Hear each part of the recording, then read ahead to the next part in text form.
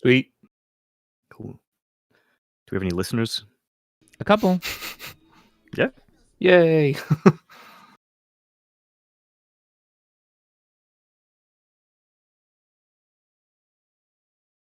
See, as soon as I click the live button, you all go quiet. What's up with that? It's no different. I was just waiting to see what there's kind of people beer on the Joe's internet. drinking. There's people on the internet judging you now. That's all. Oh, yeah.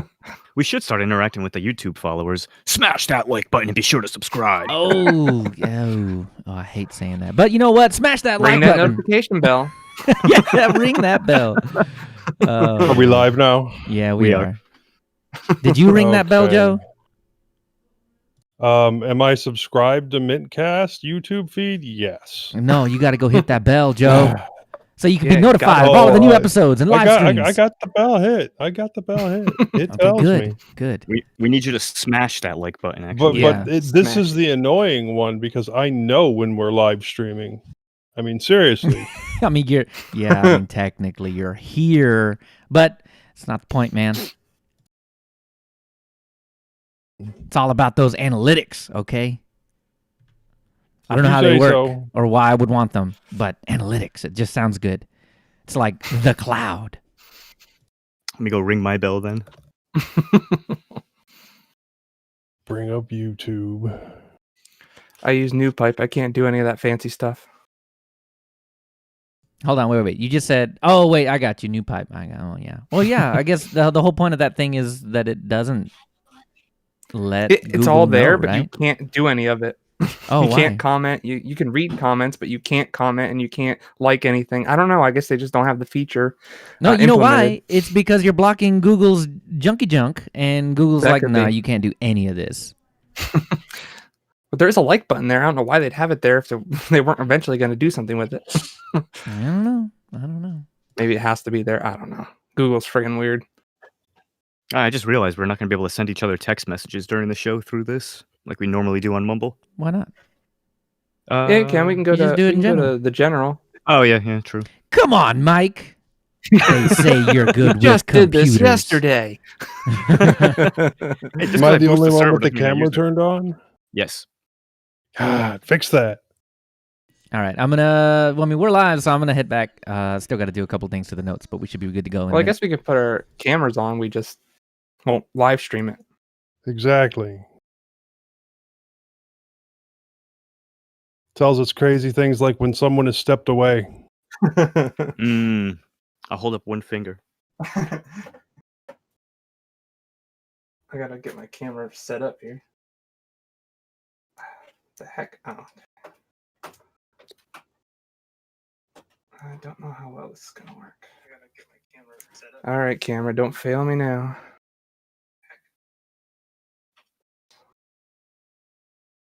Yes. All right. My camera is on my vertical monitor all the way up, so it's down, looking down at me, because my horizontal monitor has no bezel and it blocks the top and annoys me. So.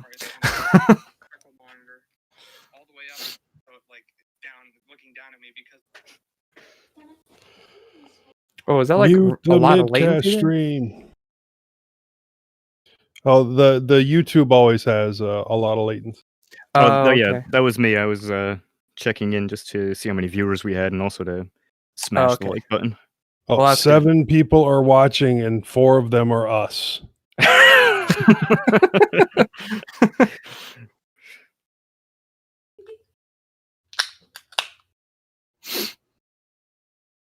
Miller time.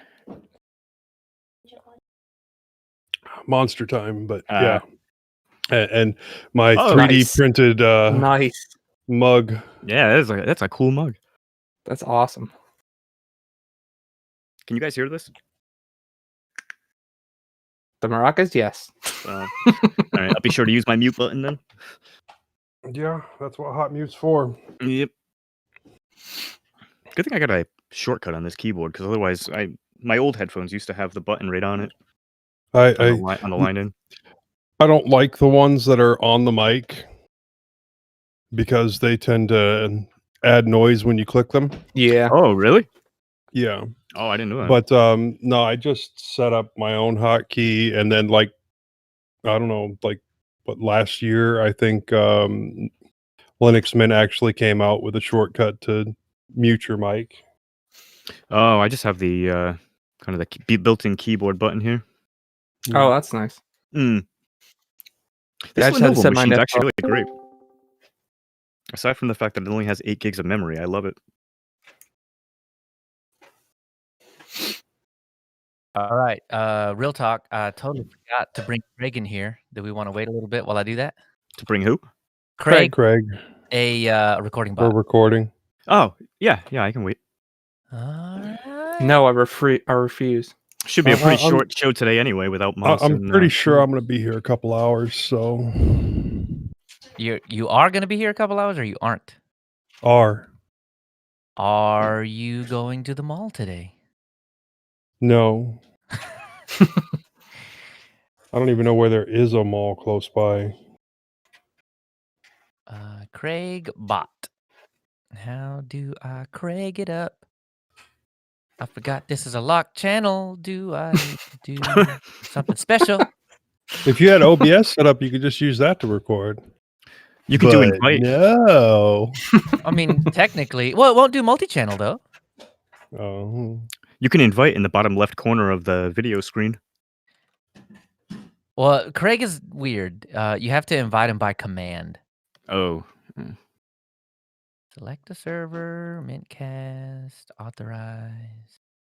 I am human. Is this channel locked to just the crew? Yeah, I'm gonna put Craig in that group. But so here's a question, especially to those of you listening on YouTube. What if I created a listening room? Oh, well, actually, you know what? We have to kind of go into like what's going on because nobody knows.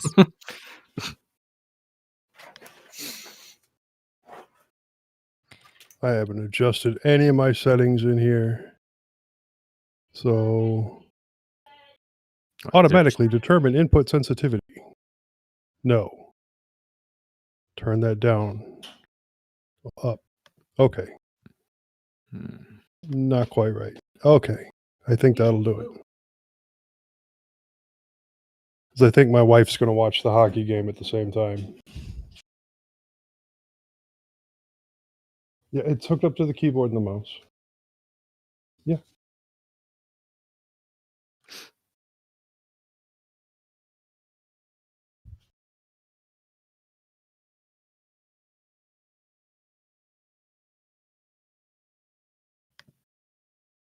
If this doesn't go well, I may have to hurt Owen's feelings and switch to the other office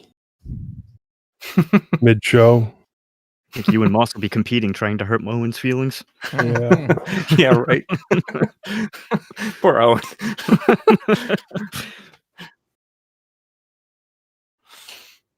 I forgot how we do this on Linux user space. I'm gonna put Craig in. Oh wait, I think past mintcast. I'll put him in past mintcast crew. He can't be as cool as us. No. That's the kicker, man. The AI can't take over. It's true. Okay, yes. So past mintcast crew can do stuff. What can they do?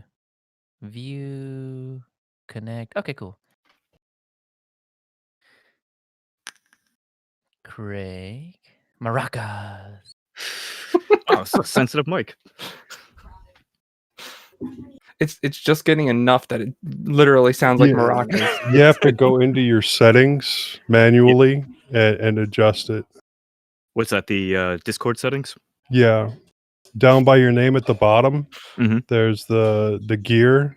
You click on that, and then you click on voice and video. And then there's a checkbox for automatically determine input sensitivity. Uncheck that and adjust it while you're vaping to where it's not getting activated. But what I'm worried about is that and then test it against your voice. Well, the trick is to vape not into the mic. Or I guess I could just always hit the mute button if I have to vape. So also true. Just do that. Just do it right, Mike. How about that? I need a silencer for my vape.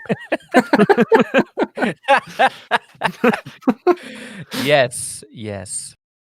Okay, jerk. Okay, so tell me how to pronounce this. Giarc. How do you pronounce that? That's jerk, right? Like, I mean, as close as an English speaker can get, giarc. Yeah. It's just jerk, right? Yeah. It's our recording jerk. Okay, so here's the deal. Craig is always a little finicky for some reason. So basically the way that you bring them into a recording channel is that you do :Craig : and then comma what you want them to do. So like after you're done, you do comma leave, or when you want to start, comma join.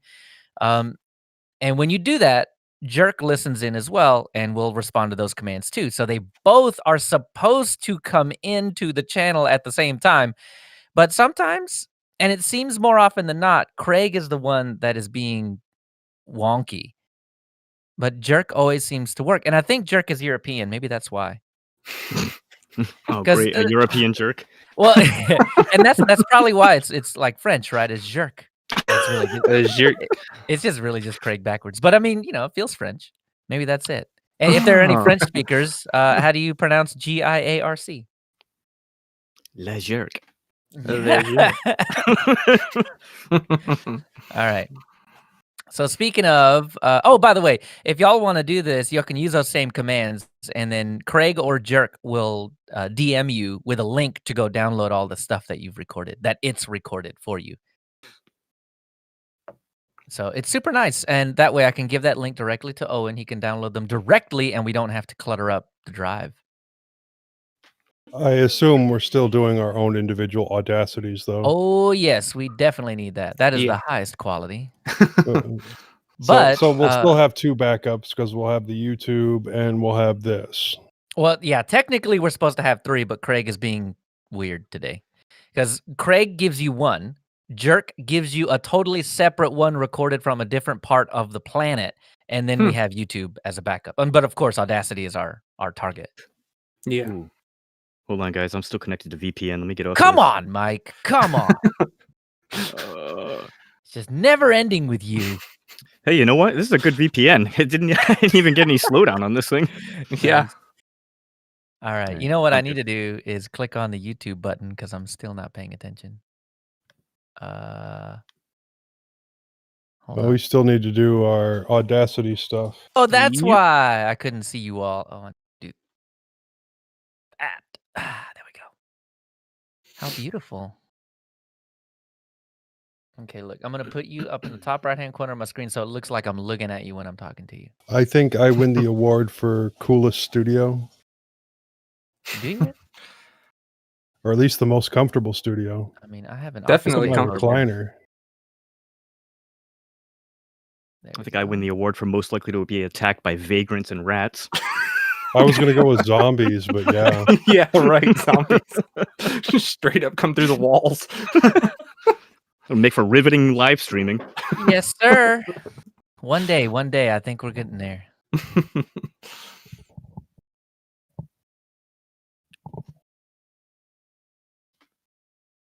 Okay, go to the live stream. Go, so I can pretend I'm paying attention. Copy. Pasta? No. Copy link, not. Oh, I hate that. I hate it when that happens. Yeah, seriously. The worst is when I'm in a terminal and I just hit Control V and I'm like, why isn't this working? Oh. Middle click, man. Middle click. Control Shift V. Yeah, that's what I use. Yeah. Okay. Okie dokie. What do you guys use for terminal anyway? You guys just use standard terminal or whatever? You mean the shell or the actual terminal program? The terminal program. I use Terminator. Terminator? Yeah, it's pretty cool. You can Linux Mint. Does it play that music every time you turn it on? It's like no, but you can easily replicate it into 4 terminals in one. It's pretty cool. Oh, that's cool. Although when I was using Garuda, I was using Fish because that's what comes with it. Yeah, Fish is really nice. If I need like a terminal top left, terminal top right, terminal bottom, all that, I'll use Tmux. Tried and true, man. It's like 1,000,000 years old. You know it's gonna work because it's a forever terminal. Forever terminal. It's true. Okay. All right. Last little bit. Let me log into this thing. See, must find down to the documents. See, it's basically a whole nother show back here. Listening to me sing while I'm trying to get my head together. My head never comes together, but stuff does end up happening. All right. I think I'm actually ready. If you're there we go. There's my phone. I do have a phone. I'm not sure why that's relevant.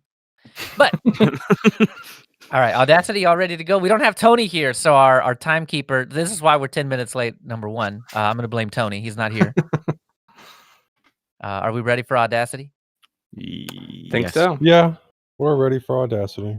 You see your levels. You see your levels popping off. Are we ready? Yeah. Yep. All right, I'll count us down to the record. Here we go. 3, 2, 1. Record. Stop it. Mine didn't go. Okay, actually, here's a question. Do you press the record button when you hear me say re or cord? I wait until you finish the word. When you say that, when you finish the word fully is when I hit it. I think we should probably agree on that. I click down when you say re, and I let up when you say cord. Oh, I feel like you're gonna record like 3 times because of the keyboard repeat, right? Like, it's gonna, it doesn't, but like I feel like it should just bring up 8 tracks. All right, so I guess how should I do it? Maybe. Oh, you know what? Can we agree to press it on the cord? Yes. Right when you start cord. Yeah. Okay. Yep. Cool. Okay.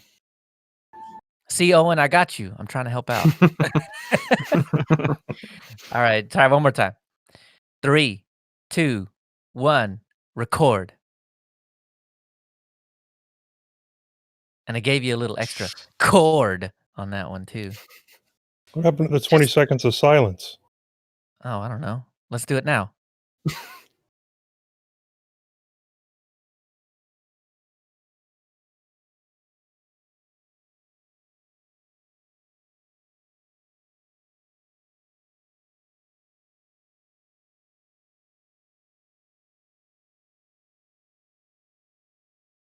There you go. And all the people just tuning in were like, well, I guess they're not streaming anything. The wheels are coming off this podcast. I don't see that anybody extra joined. Tony, where are you? All right. Now our sync. All right. We ready for that? Yep. 3, 2, 1, 0. 0. Wow. I guess it's because we're all in the U.S. Tony! All right. Let's see. Anything going on? Am I forgetting something? I feel like I'm forgetting something, but I've been feeling that all weekend. No, that should be No, we got the start done. Okay. Well, what do y'all think so far? Discord. It's no different, right? Well, Yeah, I like it I better. like so the far. video Real different to aspect me. of it. I haven't lost connection, so that's always a plus. Hey, Yeah, I know, right? I wonder. I was wondering about that too. Mm-hmm. And your video seems pretty smooth. Yeah. So. Yeah, it was dipping a bit before, but that was when I still had the VPN on. It's looking good since. All right. See, that's why you're not supposed to connect to a VPN in Timbuktu. You're supposed to the town over, the closest big town to you, right? Yeah, but Antarctica never has anybody on their servers. It's great. It's true. And they're super cold, so they run fast. How are the polar bears doing, man? I've been hearing a lot of bad things about the polar bears. Yeah, they're running out of frozen ice over there. Little The ice. servers are melting it. Yeah. Actually, it's probably true. Bitcoin, man. The Bitcoin graphics card servers or ASIC servers, man. Oh man, all Bitcoin the overclocking that you could do. Bitcoin has literally tanked overnight since we were talking about it yesterday. Oh, I know. See, What's it drop to? I didn't check today. It was down to like 52 last I looked. Oh, Ooh. ouch. It is currently 55,400. Oh boy. I'm bringing it up now. Yeah, 55.4. And Litecoin is down, but not a lot. So, Josh, did you invest in it yesterday? Is that why it dipped? No, Oh. not yet. Yeah, like no, everything it is would be down to down. like 50. What we got to do is all invest in NFTs, okay? Yep, Ugh. NFT all the way. For the 10 minutes, they'll be valuable. Right. Good cash in. Okay. We ready? Yep. Okie doke. Ready for what? For the show, that thing that There's we a do. show? It's all about Bitcoin, but I'm okay. Bitcast. That'd be cool. Hey, that's not a bad. That probably it exists. There's no way it exists. doesn't Oh, exist, yeah. right? Okay. Definitely. All right. Well, here we go.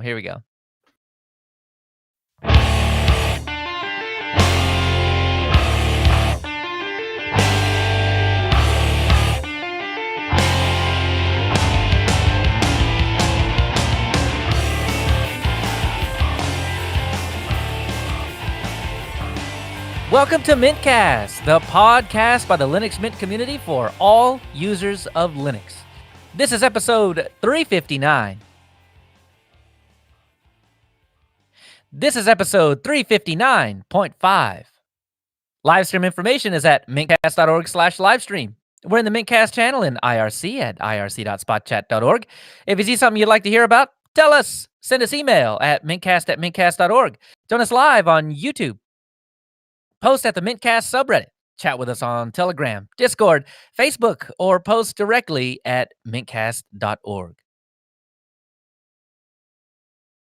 This is Leo, and with me today is Joe.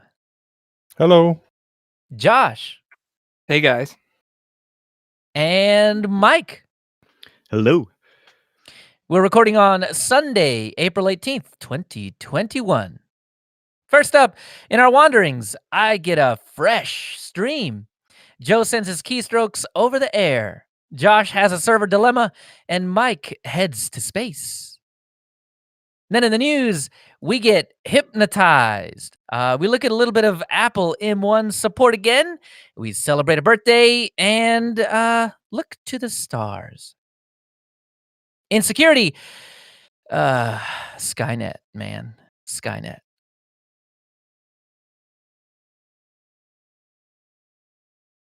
In our intersection, we take another privacy stroll down privacy lane.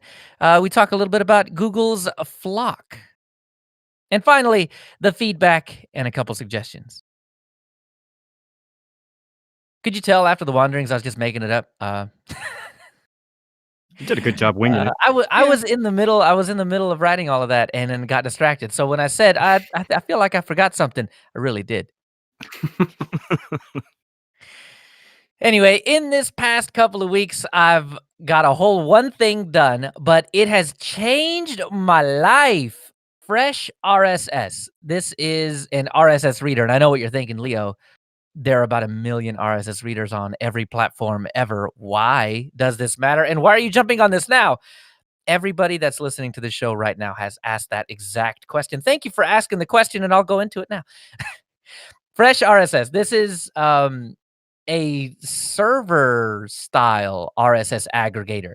So the reason I didn't get an RSS thing for my phone is that I wouldn't have an RSS reader that was, reading the same thing on every other platform, right? If it was, I'd heard Google had one. I don't know if they still do. They have like Google Feeds or something like that that does the job, but I don't want Google stuff. And we're going to get into a big reason why I don't want any of that stuff here in a little bit on the show. But that's the idea, right? I want a central repository for all of my RSS feeds that I can get at with any machine that I'm on, even if it's a potato. I want to be able to access these feeds so I can read something so I don't go insane because for some reason I just like computer stuff a lot. So I've got this feed and I need it. And it's really changed the way that I deal with news. I used to, I don't know, I guess I would like mainline Reddit. I would like Freebase, Ars Technica, and all of this stuff, right? But it would take a lot of effort to go to these individual places and find this stuff. So anyway, it turns out everybody's got an RSS feed.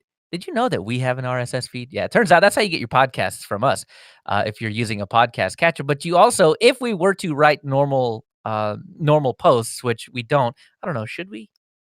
Maybe. But if we were to write those, you could subscribe to that feed, and it could come straight into your RSS reader, right? Like I know I'm explaining this to you like you don't know what an RSS reader is. I know you do, but this some of this is new to me. Anyway, so Fresh RSS, you set it up using Docker. It's fantastic. Joe has finally convinced me to start running more and more Docker stuff. We haven't talked about Docker stuff lately. Just you're in the back of my head all the time. I haven't been using it as much lately, honestly. I mean, Really? I still use it for my Chrome VPN instance, and that's about it. Well, you dove into it a little differently. Like you were using Firefox and Docker to anonymize and privatize and everything. But this is Fresh RSS runs the Fresh RSS service. It runs a PostgreSQL database and something else that I can't remember at the moment. But the Docker Compose script that they give you pretty much sets it all up. You tweak a couple of settings like the database password and stuff, and it just works.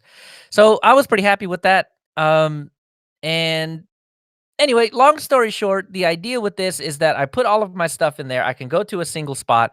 I can get all of my news. I am more in touch with the news now than I was when I was doing Full Circle Weekly News. Because like I said, from there I was literally going to these websites and checking them one by one, and now it all hits me in the face in one go. And I was complaining to Josh yesterday about the lack of dark mode. Like I refused to use Fresh RSS when I was going to bed because it would just blast me in the face with white, and that was too much for my poor little eyes to take right before I fell asleep. But as I was lamenting the fact that I don't have dark mode, I found the dark mode theme is just built in. So yeah, it's fantastic now. I'm at a point where I think I don't go too many places to get my news anymore. It's all just Fresh RSS right on my browser, on every single platform. If it can run a browser, you can get your news through Fresh RSS. So I'm really happy with that. It's pretty fantastic. But that's really all I've been up to this past couple of weeks, reading lots and lots and lots of news. So Joe, what about you? Well, obviously, I worked on a lot of headphones. I still have a lot No, left I to don't work believe it. on too. I don't Yeah, believe I know, crazy, right? Uh-huh. But I also worked on some Bluetooth speakers. So far, I have two of them working. One of them is a JBL Flip 2, which is like the size of a soda can, and very difficult to work on because of how small the circuit boards are, and the fact that there was like half a pound of hot snot inside the thing, keeping it all together. The what now? So hot snot, basically hot glue. Oh, okay. Yeah, Okay. yeah. They just coated the thing in chunks of hot glue, and you had to dig it out to get that circuit board out. Oh man, I was just thinking the person that put it together just sneezed really hard Yeah, on your stuff. that's what it looks like. But yeah. But I was able to do a full power port replacement on that, and that's actually my first full power port replacement that worked, and then really good on that. And I did it without an air gun, and it works great. And now you can do it without an air gun with micro USB and mini USB, but you really can't do that with USB-C because usually the some of the pads are covered by the port itself. So that does require a hot air gun, which I don't have. The other one that I got working was just shorted because the USB-B port, the one that is out to power, so you can like hook your phone up to it and have that powered because it's a really huge speaker, was damaged and it was shorted to ground. So that was a simple fix. I was able to bend the pins away and get it to turn back on and charge. And I opened it up to see if that particular B port could be replaced. But it was definitely entirely too buried in other components. So what I did to prevent, another short or it possibly starting on fire was I scratched out the traces. So that won't be a problem ever again. But there was just too many other components right there on top of that USB-B port for me to get in there and replace it. I do have 2 more Bluetooth speakers to work on. One of them has that USB-C port, which was ripped out entirely, taking all the pads with it. And because it's a multi-layer board, I can't see where the connections go to run new traces. But what I'm thinking I can do is add a new charging circuit, and hopefully not light myself up like a Christmas tree. And if I do it right, the device will simply think that it's always running on battery power, even when it's charging. I already have a whole bunch of the little circuit boards to do it. They're extremely cheap, and you can get them off of Amazon in packs of 10 for $5 or something like That that. doesn't sound dangerous at all. Well, if you do it right, it's really not. I mean, they're designed to charge 4.2 volt batteries, which is basically what every single 3.7 volt batteries, but they go up to 4.2 volts. Basically every Bluetooth device ever has a 3.7 volt battery in it, so it'll work. And then I just run the leads to the battery, and then it has another set of leads specifically for the device itself, and then that should make it run. So real quick, back on the hot air gun, Joe, I thought you were filled with hot air. How can you just not blow? I am full of hot air. It's just not the 220 degrees I would need to melt solder. Oh, and usually you want is that Celsius or Fahrenheit? Celsius, yeah. Oh, okay. You must be the Fahrenheit then. You usually want it even hotter. You want that 400 degrees, so that way you can get that heat in quickly to the specific area. And I just can't do it. I'm too old. A few years ago, when you were a young whippersnapper, you probably could have, huh? Maybe not from blowing it out the front end. I tried to replace the USB socket on a pair of Kicker Tabor Bluetooth headsets, a really nice headset. But while I thought I had it good enough to charge, the shape of the connector was just a little bit off. I didn't have the right USB micro connector for it, and it wouldn't stay for any amount of use, so it would pop right back out. So I did order a different version because they're really cheap. You get like 15 of them for next to nothing. And I got it in, and I took a bit of finagling, but I got it to work, and it's charging, and it's currently up on Facebook Marketplace waiting to be sold. Really boring, couple 3.5 millimeter jack replacements. The thing about that is, once again, those are super cheap. You can get them for less than $1 a piece. And fixing some of these headphones, they're going to sell for hopefully like $50, $90, $100. And so that makes it really worth it to me, especially with how simple of a fix that is. Got the NVMe 2242 drive for that Latitude tablet, and it's super fast. 1500 read, 500 write, which is a lot better than the other drive that's in it. So what I did was I attempted to put an OS on that drive since it's so much faster. But there's a limitation in the BIOS where it won't boot from that particular drive. Now, I'm pretty sure I can fix that by putting the grub and the EFI onto the other drive, and then having that all point to the faster drive, and then just having the operating system boot from there. But that's it's not so much that it's difficult to maintain. It just gets annoying when you end up, reformatting the thing every couple of weeks for whatever reason. And also, I might still do it, but we'll see. I'll make that decision later. It's working pretty good right now. And as a follow-up to last show, the GNOME 40 installation just quit working, would not boot, got stuck. I could log in, and then it would just sit there on a blank screen with a mouse that could move around after an update. So what I did was I installed Cinnamon and applied the fixes for screen rotation that I had previously mentioned, which is just like installing Screen Rotator. Works like a charm. I also have mate or had mate on there for recovery purposes in case Cinnamon died and failed for an update as well. Not tech related, but I pretended I was a plumber last weekend and replaced the faucet in my kitchen. I don't usually do that type of thing. I tend to prefer to pay somebody else to actually be a plumber. But I was happy to get it done properly. A little outside my area of expertise, but it really wasn't that hard. And I did enjoy doing it, and I was kind of on a fix-it kick last weekend anyway. You're not on a fix-it kick at some other points? I thought you were always on a fix-it kick. There's a difference between my normal fix-it and then I just go nuts on fixing things. And yeah, that was actually really fun. And then after a huge amount of false starts on Facebook Marketplace, I mean, I don't know if anybody's ever tried to sell anything on Facebook Marketplace, but it's a lot of, is this available? And then not getting an answer, or after you tell them, yes, it is, they don't say anything else.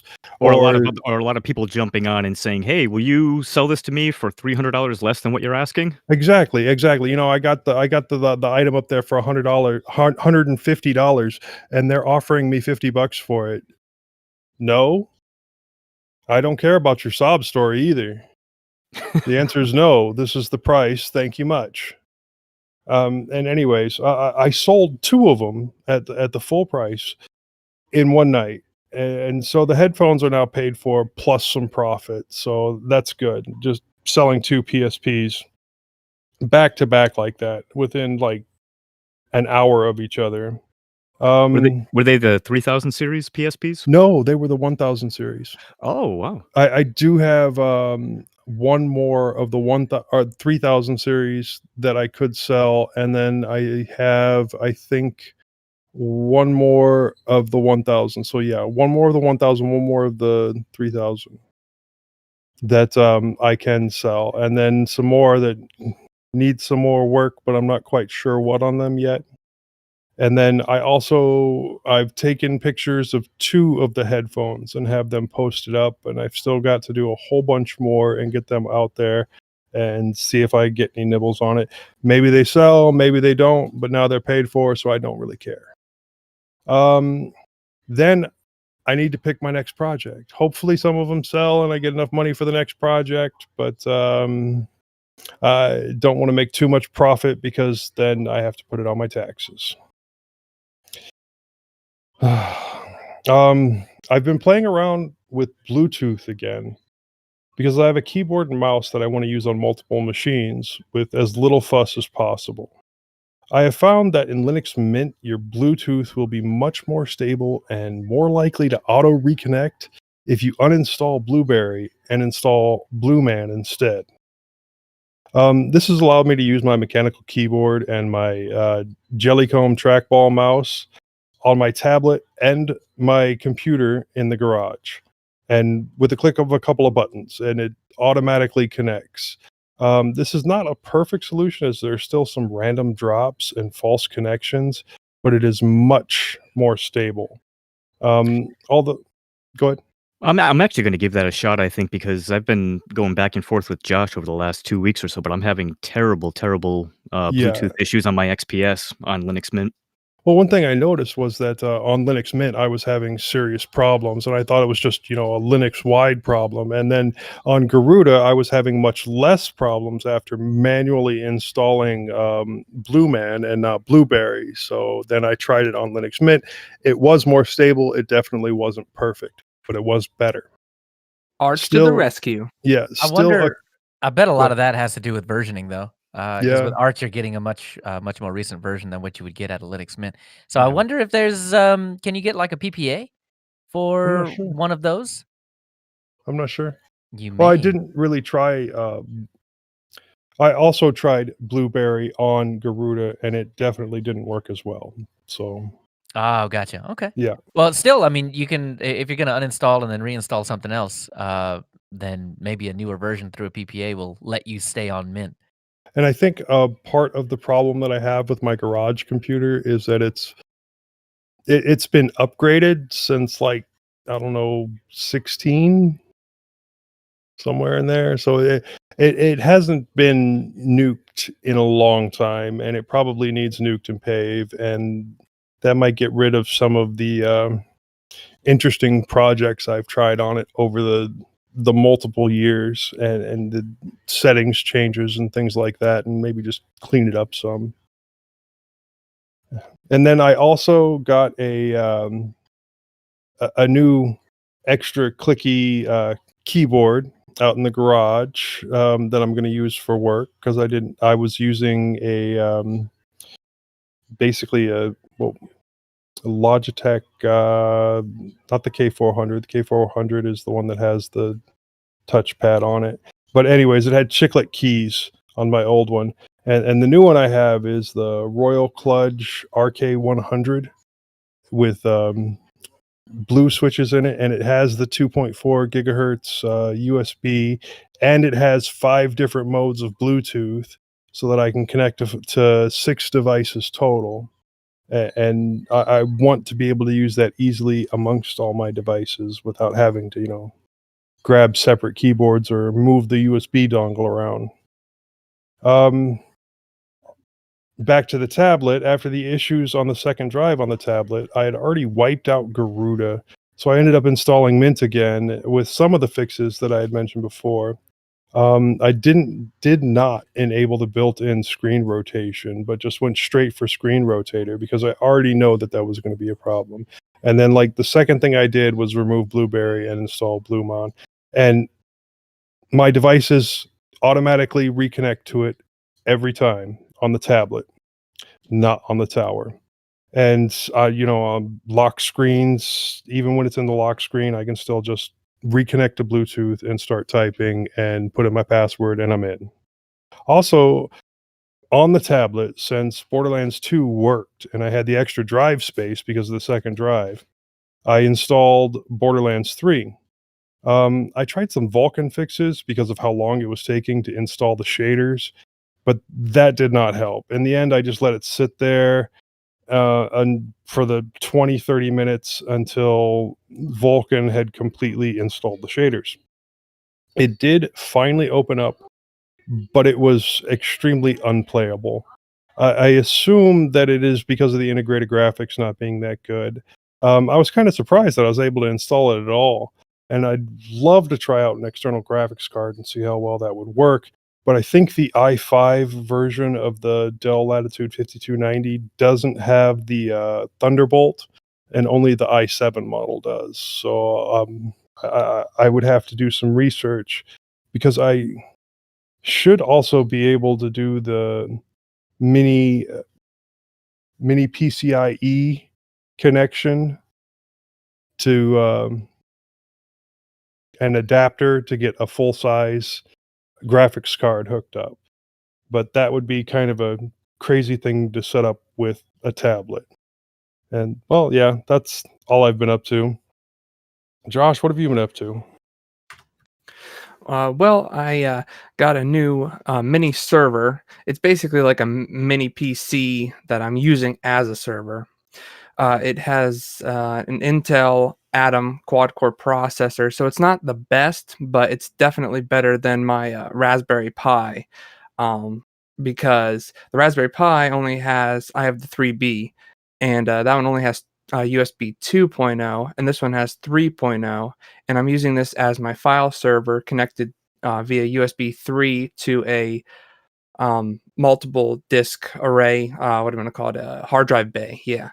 And it was only $40 on eBay used, so that's like a win because it comes with everything, the case and all, and it's silent because there's no fans, and also it is basically uses no power. I mean, there's no power draw at all to this thing. It said it requires like a 1.5 amp power supply, but I got a 3 amp anyway, just in case, to have a little extra. Provide something for the peripherals. Yeah, just in case I needed a little extra on that end. So the whole rig, the Atom machine, was $40? Yeah. What? Yep. Oh, hold on. It was on eBay used, so. Do they all tend to sell like this, or was this just like one The of those used ones are awesome deals? around $50 usually, but the brand new it's like 120. And the Atom is an x86 Yeah. chip, right? Mm-hmm. Yeah. What's the model? You know what? I'm not 100% sure. You It's would a ask him pertinent it's a information about what he's the talking about. the actual device is a Z83. I know that's probably not going to help you at all. When it boots up, it just says Intel, so I don't even know who makes it. I couldn't Did it come even with tell Windows you. pre-installed, or did it have? Yeah, originally, like from the factory, it comes with Windows installed, but it was with nothing on It's it right now. Is it the the Intel Z8 Atom? Yeah, Z83F mini PC Yeah. Intel Atom X5 Z8350. yeah, Yeah, I have the 2 GB model. There's also a 4 GB model. and an 8. Is there an 8? Oh, I didn't It even see looks that like one. it. But okay, so this is kind of cool. But you're saying that the processor is not the most powerful?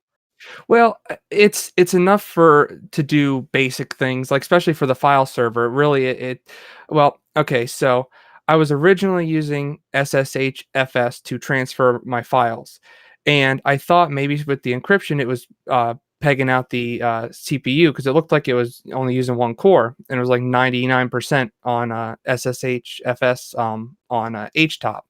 So then I set up Samba and that also topped out at the same megabytes a second, 44, I think it was. So I know that it's not the encryption or the CPU that's bottlenecking it. It must be just the USB controller, I'm assuming. But it's a heck of a lot faster than my HP Stream, and it's a heck of a lot faster than my Raspberry Pi. So I'll take it. Yeah, I'm looking at. I usually go check these things out on Passmark and see what kind of scores they've got. I think got like 920 or something like that. I'm looking at 832, but I mean, it's Okay. there's a margin of error Yeah. there. So, Yeah. for sure, and it looks pretty good. It looks decent for 4 watts. I mean, that's fantastic. Yeah. That's what I was like when I saw that, I was like, "Oh yeah, I gotta buy this." And the guy seemed like pretty legit. Like it seemed like a business that was selling it, so I wasn't Oh too yeah, worried about it. I love that kind of stuff. This is anytime I buy a laptop or anything like that, it's like, all right, who's Yeah. selling 150 of these? And Yeah, exactly. because you also have the option of, if it comes to you broken, you know that they'll have a few more to swap it out with Right. if you need to switch it out, as Right. opposed to the one person that bought it and they've only Yep. got the one. You send it back and you're out of Yep. laptop. Well, Plus, what I I feel don't like businesses on eBay have a lot more to lose than just individual sellers Yeah, too. exactly, Yeah, right? yeah. They don't want a dent to their score. Yeah. Right. Well, what was weird about this one is the same guy had multiple ones for different prices. Now I understand maybe they were a little bit more worn or whatever, but as far as this one goes, there was like a couple scratches on it, but otherwise it looked brand new. I mean, Yeah. I On a would box never like even know. that, I don't care. Yeah, I don't You care gi either, but give me the that's why I got the scratches, dude. $40 one. Yeah. Give me the scratches, whatever, dented, I don't care. All this stuff is Exactly. solid As state long as it anyway. turns on. Right. Yeah. Yeah. Yep, and it did the first time, so well, I was a little concerned the first time because I pressed the button and nothing happened, pressed it again, nothing happened, pressed it a third time, then it started. What I found out is when you unplug the power and you plug it back in, you have to hold the power down for like a second, and then it'll come on. But as long as the power is continuously on, you can just press it and it'll come off and on with one click. Nice. So Pretty cool. yeah. So I installed OpenSUSE Tumbleweed on that. Now, originally I was gonna use Fedora. Yeah, but and I'm very disappointed now. So I know you'd be. I knew you'd be disappointed in me. I really I wanted to use Fedora, but they just got into ButterFS on their root file system, and OpenSUSE has been doing it for so long, and I absolutely love OpenSUSE Tumbleweed's Plasma and their theming and all that on it. I mean, it's awesome. I really like it. hold on. So this is a file server, right? Yeah, this is going to be a file server. Yes. Why do you have a GUI on a file server? I don't. That's the real question. I don't. That was I was talking see. about my laptop. I use okay, Plasma okay. on. Sorry, I should have said that. No, don't worry. I'll talk some crap and we'll clarify. Don't worry. No, it's definitely no, I'm running it. It's like 203 megabytes, I think. using a RAM on this thing with Tumbleweed on it. Wow, that's not bad. So basically, the funny thing is like when you install Tumbleweed server, it installs like under 1,000 packages. When you install Tumbleweed Plasma, there's like 3,000 packages installed. Oh yeah. Oh I'm yeah. like, all holy the little crap. bits and goodies for Plasma and Blur. Oh, Yeah, I love Blur. I never realized how many extra packages are in a desktop, and that's why I ultimately decided not to even install a desktop on this thing. Not to mention, it only has 2 gigs of RAM. But yeah, even XFCE, I wasn't even gonna try it. I was like, no way, I'm gonna do the right way. So yeah, well, the real reason why, the other reason I should say why I use OpenSUSE Tumbleweed is for Yast as well, because I can just do so many more things, and I don't have to go to Google to figure it out, because I can just go on Yast, look for it, and set it up. Just for me, it's just simpler. I know it takes a little longer once you know what you're doing with the terminal. It takes a little longer, but with Yast, it's easier for me, so that's why I just use it. So this is why I was thinking you were putting a GUI on this server, because you're talking about Yast, and Yast is GUI only, or are there command line utilities? It's ncurses on the server version. Okay, that's kind of cool. Yeah. So I mean, it's not mouse enabled. I wish it were, but it's not, unfortunately. They need to get with the BPyTop guys, so to make it mouse enabled, that would be I know, really cool. right? But even okay, so even what do you want to call it? Is see, we can Midnight see Commander. this now. We sometimes we wonder what Josh is doing. We hear little pops and crackles and things, and it's like, what could this possibly be? And now we'll talk about it a little bit more later. But we're on Discord now, checking out video, and I see the cat just hop up on the back of his chair. Yeah, a cat or a mountain lion though. That thing is huge. One or the other. Oh, he's not that big. You see my other cat? He's 13 pounds. Oh man. So yeah. Anyway, sorry for the segue. I just thought it was hilarious. It's all good. That's what all these little jabs are right here. So yeah. Oh, where was I? I don't even know. Exactly. That's why I derailed you, man. Yeah. Well, we were just talking about Yast, and you were saying incurses. Yeah, exactly. And yeah. Oh yeah. So I was gonna ask. I mean, all of the features that are in the GUI Yast, are they in the incursus Yast? Yes. Kind of in the same place. Yep. Just got to use tab to go through them. Yep. Wow. Okay. All right. I don't know if it throws you for a loop a little bit. It does when you first use it, because you're used to like seeing all the fancy, buttons and all this crap. But yeah, once you realize, oh, it's all in the same spot, and you just got to press spacebar to select things. Totally. If there's like then once you realize that, it's easy. Yeah, if you've ever installed, I imagine if you've ever installed a version of Linux through, the text-based UI, I imagine you'll be fine in Yast. It uses the same kind of paradigm, right? Yeah. But that's cool. I don't know if it'll convert me, but that is really nifty that you can do that. That's pretty cool. Yeah. I mean, there's a lot of stuff. Like the best part about it, the reason why I installed Tumbleweed over Leap is because Yast has so many more features in Tumbleweed than it does in Leap, because Leap just sits at, whatever version it's at for, I don't know, what is it, 2 years or something like that, and then they do a point release. Yeah. So Tumbleweed has everything you need for, all the new stuff, I should say. And the best part about it is with Btrfs, it has all that partitioning stuff embedded into Yast, like sub volumes and all that stuff. You can manage all of it with Yast. You don't have to worry about the command line at all. But yeah, so Yast and Tumbleweed, install it now or else. No. Heck Yast. Heck Yast. Actually, it's Yast 2, I should say. That's the new version. I don't know when they came out with that, but I was confused. I was like, Yast 2. Why is there a 2 there? But it works if you just type in Yast. So other than that, Crowbar Kernel Panic is on episode 4 now. Leo apparently didn't know we had an episode 4, but we do. I didn't ring the bell. I didn't ring the bell. Oh yeah, so Leo, what the heck's wrong with you? Ring that bell. Yeah, I know. Smash that like button. Come on. Smash that like button and subscribe. So yeah, I feel like it was our best episode yet. Like I don't know. I'm probably gonna say that every single new episode, but like this one really, I don't know. I just felt good about this one. It's about hitting your stride. I think the first couple, you're feeling out what the show is gonna be. Right. And in the third episode, you kind of have it figured out. And you're like, all right, I like this. This is becoming a thing.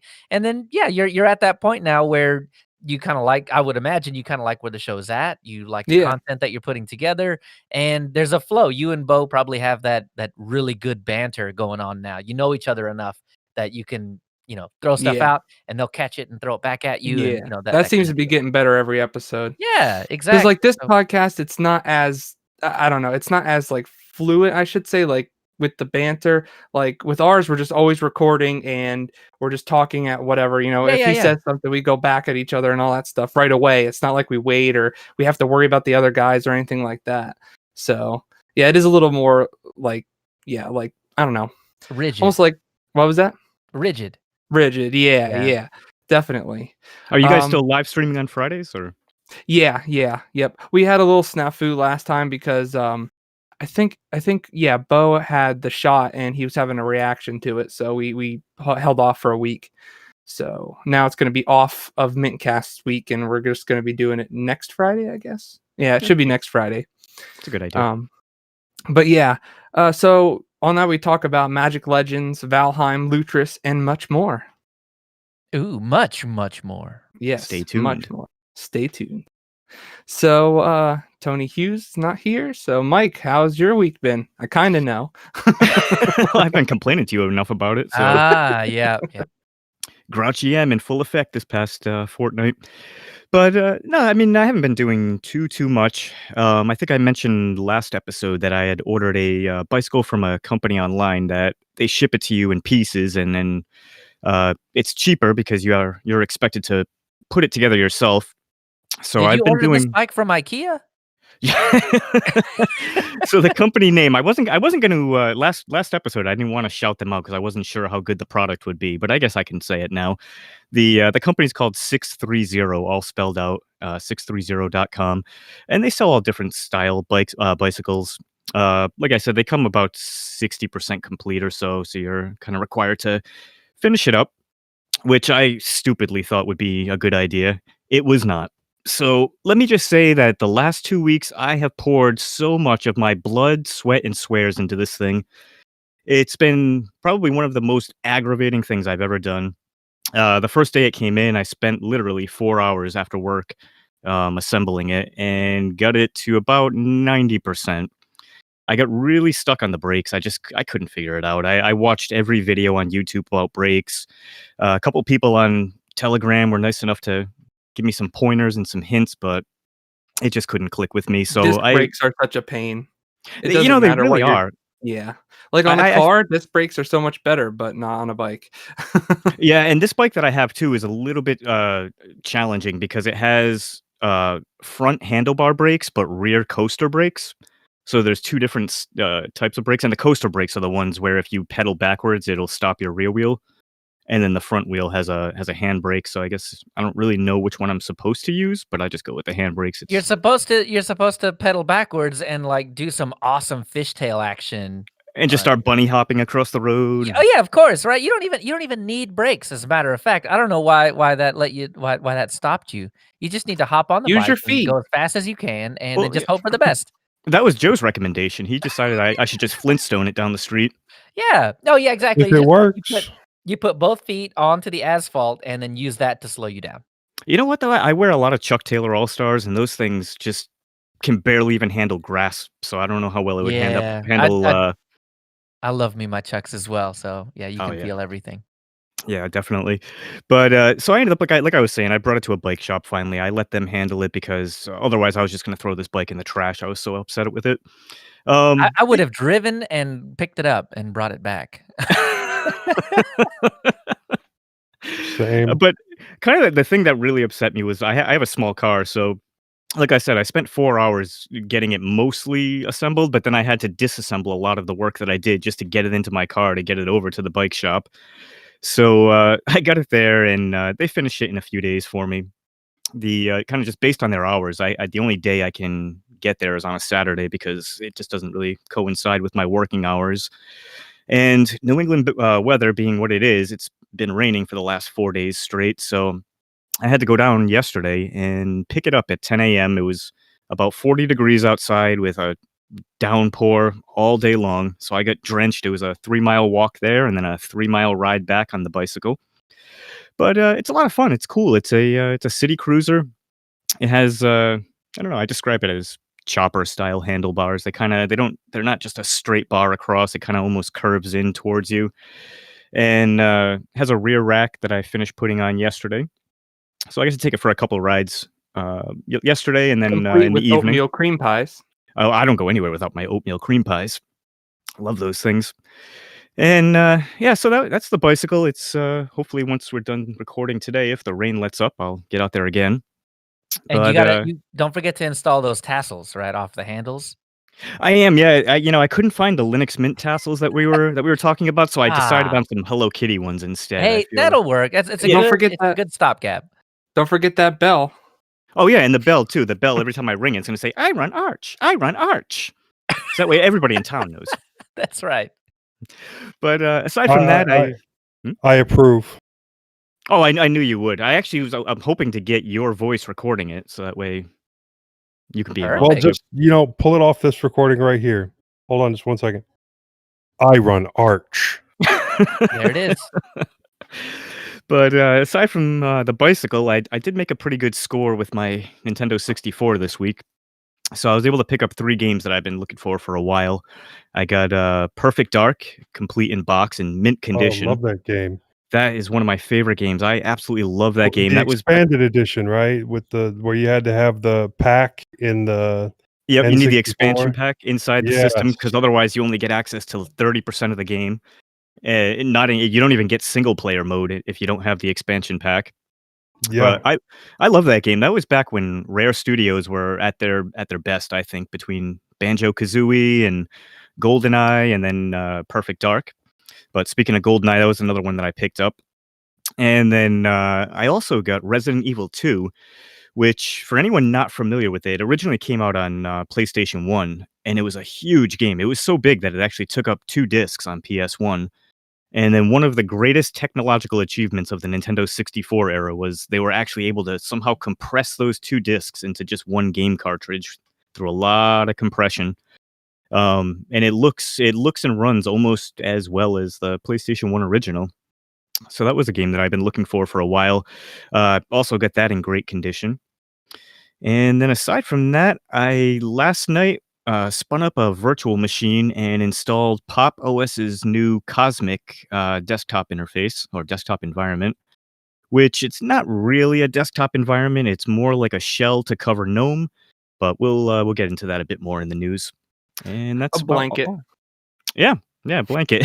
A blanket to keep GNOME nice and cuddly and warm. And that's about all I have for my 2 weeks. Nice. All right. Well, then I guess that means we'll be heading to the news.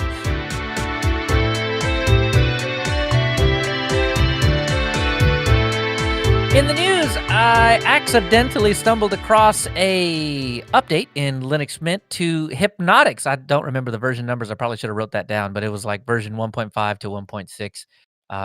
As a matter of fact, it is. I forgot to update this machine over the weekend. So, 1.5 to 1.6, and it turns out that the original IPTV provider, free-IPTV, is no longer the default provider. They've moved to free-TV. The one thing that I noticed about it was that it seems... Was that? Yes, there's a lot less channels. Yeah, what's up with that, man? There's like 12 channels or something total. In the US, there are 3, and none of them are here. They're all like... Good.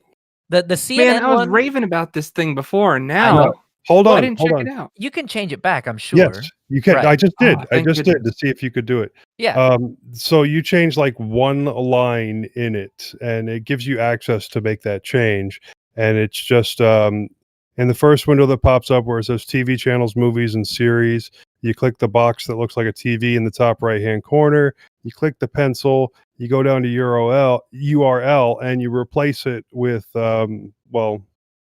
it's iptvmate.net/files/long number/allchannels.m3u. And right now I'm getting 29,123 different channels. Whoa. So why did they do this? So my assumption is because there is objectionable content that was found. That's going to be my guess, because one of the very first things that Clem said about putting this together was that he wanted it to be acceptable to absolutely everybody. And I would imagine, tyranny the default and all, nobody ever changes it. So if something unagreeable came up, I wonder if that's likely what it was. Because otherwise, why would you? You're losing like 80% of your channels by swapping the provider. So there had to have been something fishy going on. I mean, if you're on the internet and you're worried about content that's a little bit sketchy, don't go on the internet. I'm never worried about that. Yeah, that's very true. I think if I'm remembering right, anyway, when Clem first announced this, I think he was encouraging everyone to kind of change the default provider straight away. Anyway. I think one of the reasons why he gave a default provider was because if you opened it up and there weren't any channels available, you would assume it was broken. Right. So, now, you had to put something there. Is this on the Warpinator that's in Flatpak as well? Hypnotics and Hypnotics. I don't think Hypnotics is available in Flatpak yet. Oh, okay. I thought likely that's will right. be one day. Warpinator is in Flatpak. Right. Okay, I'm getting those mixed up. Never mind. Forget I'm here. Too many good apps, man. That's the deal. All right. The next one up is M1 Hardware. Oh, I'm excited. Yeah, so this is something that's a little close to my heart. So Apple M1 hardware support is going to be added to Linux kernel 5.13, most likely. So is it Ashai Linux? Asahi. Yeah. Asahi Linux founder, Hector Martin, who I believe we had talked about a few months back, maybe 4 or 5 months ago. He just added initial support for Apple's silicon in the Linux system on chip tree. So that should be making it into kernel 5.13, which is due in either June or July of this year. Martin actually previously started a Patreon to help fund his work on this, and it's gone a lot quicker than I was expecting. So this is going to be initial support only, and it's likely to be years still until Apple M1s are fully functional on Linux. But like I said, this is a quick start, and it's a little bit further along at this point than what I was expecting. I was the only one that I know of that had full faith in Hector Martin to be able to do this. Every podcast, everywhere was like, he won't have anything until 2024. He won't have anything until the M2 series chips come out. He won't be able to do any of this. This is actually really too difficult for any single person, and he's got it done. I mean, it's in the kernel now. Guys, stop naysaying all of the people that are working on the software that you use every single day. Maybe they're going to surprise you. Once you're able to get the instruction set, you should be able to make some kind of adapter layer to... Wait, you know what's funny? You know what is extremely funny to me is that back in the early 2000s, Linus was talking about whenever he very first started building Linux and he needed a graphics driver, he needed to build a file system and all of this kind of stuff. That is the same lines that Hector Martin was saying, like, we're having to build it from scratch. We're having to do all of this stuff from scratch and code this and whatever. And he had gotten somebody on the team, I can't remember what her name was, but she's an expert in these graphic stacks, because that's one of the big things that M1 is that's so difficult to replicate in Linux on M1 is that graphic stack. It's all closed source, so you have to reverse engineer it and build it from scratch. And once that started rolling, it's all downhill. So it seems to me that he just blew everybody's expectations out of the water except mine, because I have faith. Exactly. I honestly don't know why anybody doubted Hector Martin, because he's a great developer. He's actually the guy who brought Linux to the PlayStation 4 with full 3D acceleration, which was just as closed source as everything else. So I don't understand why we didn't just jump on the Hector Martin bandwagon. Right. It was going to happen sooner or later. Linux was going to get ported to these new Apple Silicon devices. Oh, yeah. Just the way it is. I mean, otherwise, what use are they? Exactly. I think well, that was a nice dig at Mac OS. I like that. I think that if he's building a application layer like a translator or whatever, I think he should call it mine instead of wine, because wine kind of is like the W for Windows, and then mine can be the M for Mac. Well, I like the name Asahi because in Japanese it is supposed to be the Macintosh Apple cultivar. So yeah, sneaky, Hector. I like it. All right, so a quick what do you call that? Go back to the hypnotics conversation because Londoner has more information about this. He says that the free IPTV dev got upset with people stealing his playlists, and he goes on to say, well, so I asked, like, steal, because I'm under the impression that free IPTV was free in the first place, It's right in the name. Right. So, I mean, it is free, but he objected to others just copying the playlist. There was some communication with Clem, and there are some other playlists that are linked in there. But yeah, so I guess that was the deal, just a little friction, and so we swapped over to free TV instead. So seems like a strange thing to get upset about. Although, I mean, I don't know any of the information behind it, but it's just at face value seems a little weird. Exactly, because to me, I click the button and click on a channel and watch the channel for a few minutes. You know, that's as hard as I think about it, which is to say none. I did find like a full list of different channel lists that you can put all together. Right. So, maybe the solution is just to say, when we say hypnotics, and if it were still bundled with free IPTV, you could say something like hypnotics with free IPTV, I don't know. Just there needed to be more props, I guess. So he just wanted the plug, basically. I don't know. I don't know. This is something that I guess we're going to hear Clem talk about a whole lot more in the April monthly news thing. So we'll get his take on it. And Londoner said there were a lot of forum posts about this. So I feel like we should go and do some due diligence and figure out what the heck is going on that side. Anyway, next up, Elementary OS celebrates 10 years. I thought it was a 2-year-old operating system. What? Yeah, I really did too. I was thinking maybe 5 at the absolute max. I had no idea it was 10. Yep. So, in the post that we're looking at here, it really just kind of gives you from the 0.1 release, shows you kind of how everything came to be. And I don't know, as far as an operating system, what do y'all think about this? Well, I know what it looks like. I know we're not supposed to say it because they get upset about it. But I mean, it honestly, even with look and design, and don't at me for this. I don't care. Look and design wise, it looks very Mac OS-ish. And honestly, even with the fact that they charge you for applications, or they at least want you to pay for applications, that as well seems very Mac OS-ish to me as well, because it's expensive and Mac is expensive. And that's Mike at mintcast.org. No. You got the email address. It's moss@mintcast.org. Oh, there it is. That's Come right. at me vociferously. That's it. Honestly, I don't know how you can say that there are no design cues coming from macOS. And I don't even know that that's what they say. It is very macOS like, and I don't think that's a bad thing. To be honest with you, a couple of months ago, I had tweeted that what app image needs is the little macOS DMG drag and drop installer. Like, there are good things about macOS. I don't know, and honestly, I think they might take issue with that because of the way that people say it. They don't say, that looks like macOS, I love it. They say, that looks like macOS, I hate it.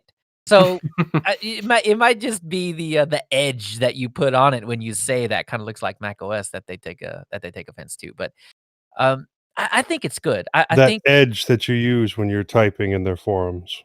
Oh, right, exactly. Microsoft Dev Edge, whatever. Yeah, Microsoft Edge Dev. That's it. Yeah, there's nothing wrong with that. Coming from me, I mean, I have a Mac OS background, so I mean it when I say that it looks Mac OS-ish, I mean that with respect, honestly, because Yeah. I still, Yeah. to this day, I think that Mac OS is the best looking system out in the world because that's what Mac is known for. They spend a lot of time on their design. So I think for elementary OS to even be considered in the same realm as Mac OS, I think it's a compliment, not really something Yeah. derogatory towards them. Yep, Yeah, absolutely. I definitely think it looks the best on my Mac. Actually, when I install it on my MacBook, there's just something like if I install it on my XPS, it's just there's something wrong about it. I don't know. It just rubs me wrong. And when I install it on my Mac, no problem. I can use it. How weird is that? Yeah. Huh. So it's like a hardware thing. Like Yeah. when you have the aluminum unibody underneath you, it's Right. like, oh, this feels right. Like But I feel the keyboard. I know what Mac is like, and Yeah. I'm like, this is right. Yeah. Well, so Mike, you touched on it a little bit, and I wanted to kind of because elementary OS is more than just a DE, right? I mean, the whole thing. Yes, they do Pantheon. Yes, it basically looks like Mac OS, or at least it has a lot of those design cues. I get that, yeah, but they're more than that, and they make that point in the blog post. So I wanted to get y'all's temperature on what are your thoughts on this whole pay what you want in elementary? So, focus just on the apps for the moment. When you open up the App Store, you click on some of these ones that are written in Gala or Vala, and they're available to you. And the first thing that it asks you is like, hey, how much do you want to pay for this? You can say nothing, but you can also say $5. So what do you think on that? What's your take on that? Well, me personally, I think it's good to remind people that, these developers should be paid, but then give you the option to, do it for free because you don't have any money at the time. You still want to try it out before you figure out how much you want to pay, et cetera, et cetera. But having the reminder there that isn't obtrusive pop up every 15 minutes, but just, okay, I'm installing it. Yeah, these guys are people and they did write it.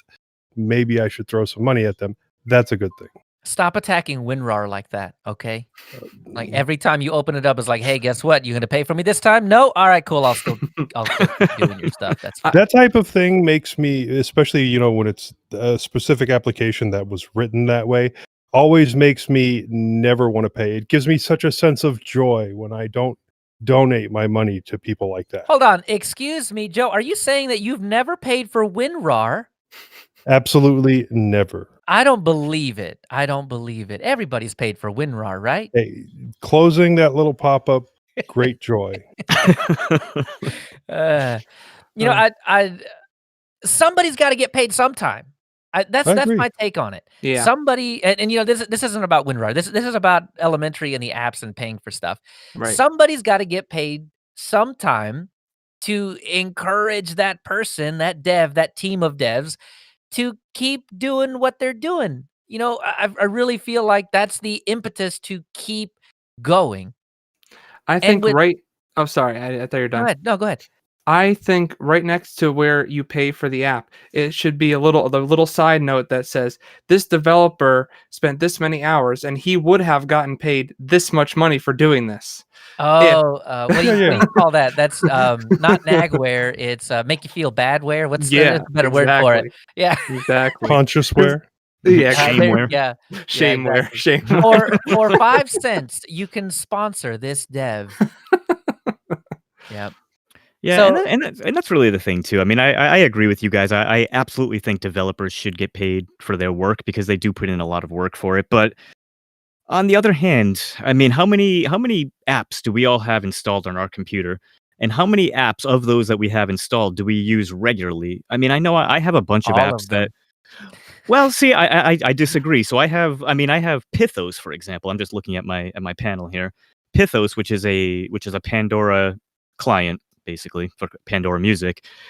It's an okay app. If I had to pay for it, I wouldn't use it. I wouldn't download it. I would just go to the Pandora website and use it that way instead. But there are definitely certain apps that I use very regularly, like Remina, for example. I couldn't do my job without Remina on a daily basis. So something like that I wouldn't mind paying for. But I just feel like if we're being pressured to pay for every single app on our computer, it's going to get to the point where it's going to be more expensive than anything else you've done. I mean, you $2, $3, $4, $5 for each app that you download. It's going to become a pretty expensive operating system pretty soon. Yeah, well, I mean, welcome to Mac OS, right? I mean, that's the entire point of the App Store, and ain't nothing 99 cents that you actually want. So, yeah, I mean, you're paying 10, 20, 40, 50, $100 for an app to get your job done. But I think, I think Elementary, while you can get the vibe that they're pressuring you to pay for some stuff, but, I think the fact that you can stick 0 in the box is something that, like, especially for that Pandora app that you're talking about, you can try it, and then you can decide, it's not something I would pay for. I wouldn't, no money. So, and you can continue to make that decision forever.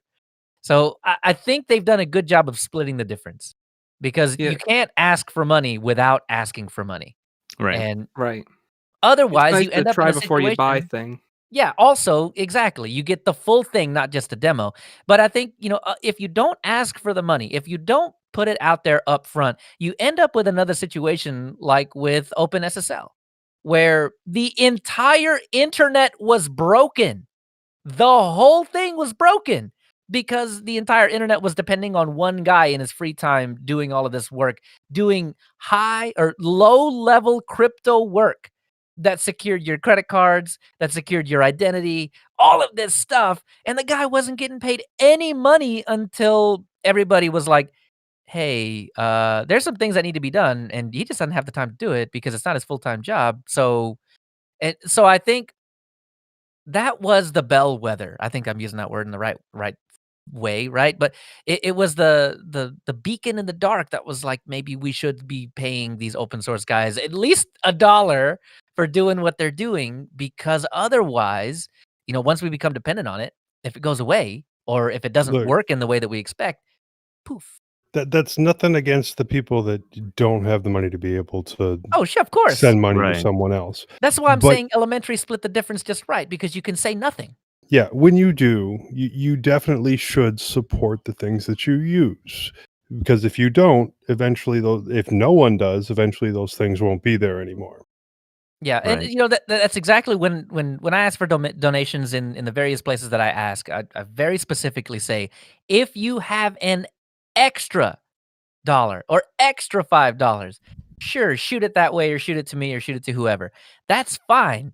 Don't spend money that you don't have, or don't spend money that you were planning on spending for lunch or something like that. Don't do that. I mean, unless you're trying to cut back on eating out or something like that. And Then of there are course, yeah, send it to also me. But other ways you can support if you can't afford to exactly. throw somebody $1. I mean, Right. recommend it to your friends, recommend it to people that you talk to on the internet. Say, hey, I use this, give it a try. Yeah. And maybe either they'll be able to donate $1, or they'll know someone else and get them involved, and they'll be able to donate $1. Yeah. Now, with So, that all oh, go being ahead. said, though, I do think that this sounds a little contradictory, but I do like the fact that Elementary OS themselves asks for a donation when you download their distro. Uh, And the reason why I like that is because not a lot, with them being a community distro, I'm sure if left to everyone's own devices, they wouldn't get a lot of donations, because how many people just download a distro, start using it, and then say, "Oh, great," and then forget all about ever donating to it or ever contributing back. So I think that's a good way to to keep their development team running too, is to right off the rip say, "Hey, can you guys spare a few dollars for us?" So that thing, not the asking for money, but the way that they implement it on the website has, let's just say, stirred the pot a little bit. And there is a vocal minority, and I want to highlight, underscore, italicize all of that, vocal minority of people that are upset at the way that they do that, because it is not apparent on the website when you go and download the thing, the ISO to install Elementary OS. It is not a big shiny blue sparkly button that says get it for free. You Right. have to intuit that you can put 0 in the box and click download and then go on from there. So I've seen a lot of posts on Reddit and forums and things like that saying, I didn't know that I could get it for free. That actually happened to me. I didn't know you could get it for free the first time I was looking into it. I was like, oh, okay, this is weird. It's the first distro I've ever seen that actually has a dollar amount right. So to download it. What's your take on that? What's is that the right way to go about it by just hide? Not okay. So hiding, I think, is kind of inflammatory, but it's definitely not apparent, and there's no button to press that says $0. Obfuscating. There you go. So is that the right way to go about it by obfuscating off the $0 amount? I don't like that, honestly. I'm looking at the site right now, and they really, right on their main page, they really make it look like this costs money. It says pay what you want, but then the options listed are $10, $20, $30, or custom. And then it has all the little Visa, MasterCard, Discover logos underneath. And then the button to actually download literally says purchase Elementary OS. Right. Yeah. So until you put 0 in there. Once you put 0, right, the magic happens download. And it says free or whatever. Yeah. Exactly. But if you didn't know, who would ever think to do that? 'Cause it's not like I can go to eBay and put $0 in there and expect to get it for free. I think the key to that is that custom the custom word. Like, if they just put $0 there instead of custom, everything else keep it the same, but put $0 there instead of custom, no one would say anything. Yeah. Because what's custom? It could be only down to $1. You might not be able to put $0. You don't know. Or you might just $99.99. That's custom. Yeah. Yeah, and you just may not want to put your credit card information on the web. Surely you can. Oh, look, it's totally fine. You're using Stripe. It's good. Yeah, they're rock solid. All right, and then so the last thing I wanted to ask about was they have a unique way of doing beta, which okay, I think beta is too close. It's alpha really. So and they call it early access. So the way that they do early access is they ask for the $10 Patreon, I think it is, the $10 recurring Patreon donation, and then you get access to the early access builds of Elementary OS 6, which is going to be based on Ubuntu 2004. So I've seen a lot of, in the same vein, I've seen a lot of the banter on this be that I don't want to pay to beta test your software. So, what is that the feeling y'all get for it as well? Or is it, what do y'all think? Yeah, 1000%. They should be paying me to test alpha software for them. It's honestly, I would never pay for something that's knowingly broken. That's ridiculous. Hey, what about Windows? I don't even know that it's wouldn't broken. pay for that either. Yeah. Why would I pay for Windows? Right. Yeah, and then this is the point where you pull out that Windows XP key that everybody knows. That one they forgot about. Oh crap! I forgot to disable that one. Yeah. Well, why would you even have to enter a key if you're installing Windows XP?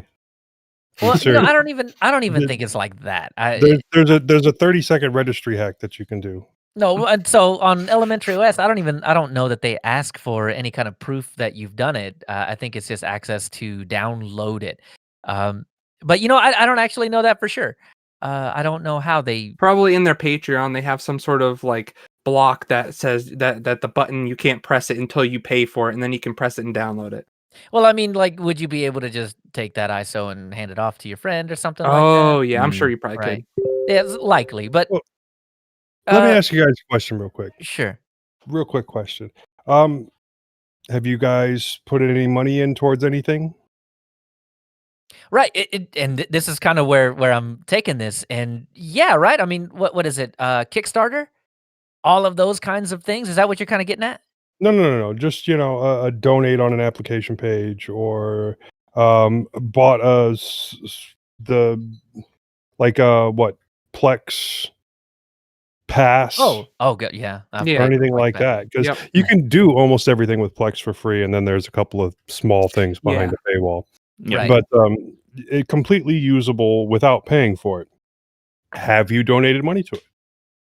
Not donated. I paid for Plex. But I mean, also, right. Plex Pass. Yeah. But I have donated to Linux Mint, to Audacity, to archive.org, to Wikipedia. So yeah, of course. No, just checking, because I have done most of those, and then also did the Plex Pass, and something that I used for years and no longer use, but I did put money in towards was Synergy. And I know that there's a fork of it because they annoyed the heck out of me when they kind of went behind the paywall and made everything not work. And I can't remember what the fork is called right now, but I used it for so long. I just thought it would be nice for me to throw some money at them. Yeah, and I think I think a lot of times it's a bit confusing because I don't think that they're necessarily saying that you got to pay $10 to get early access. I think it's they would like a donation to continue development, and then you also get this as a perk. So I mean, if all you want is early access, then yeah, I guess you're going to see it that way. But if you're in it more for the community to support, to do things like that, then you should look at it more like a Kickstarter or a GoFundMe or something like that, where I mean, you're putting the money up front essentially to make sure that you get a good product on the back end, the thing that everybody's going to get and everybody's going to judge it on. I don't know. Maybe it's just you have to be this tall to ride kind of thing. Maybe. Although, isn't that kind of what we're doing when we download Elementary to begin with, and we pay that fee to them? I mean, isn't that also going towards their future development costs as well? Also true. Yeah, absolutely. Right. Yeah. So okay. So that's actually a good point. I mean, So what you're saying is it should be $40 instead of $30. Well, basically what I'm saying is if you pay, say, whatever Windows, if you pay $99 to get a copy of Windows 10, are you then expected to pay another $99 to get the yearly refresh on top of that, or should the $99 cover every future release of Windows 10 that's available? Well, technically it does, but yeah, exactly, and it should. You donate what you can when you can, and if you find yourself in a good place and you're appreciating what these developers have done, and you think you should pay again, or give them money again, then you should. Right. If you can't, you can't. If it's not worth anything more to you, then don't. Or if you think you've provided enough, then don't. But if you have the opportunity and you think they should have some money, give it to them. You got to remember, developers got to eat too. Yeah. Red Bull's not free. Again, I have no hate in my heart for Elementary OS, so don't at me. Yeah, me neither. Yeah, true. All right, so next up, Mike, we're going to grill you on this because this is something that I wanted to do. I did not know it's as easy as what you wrote, but System 76's Cosmic. They've made some pretty striking changes.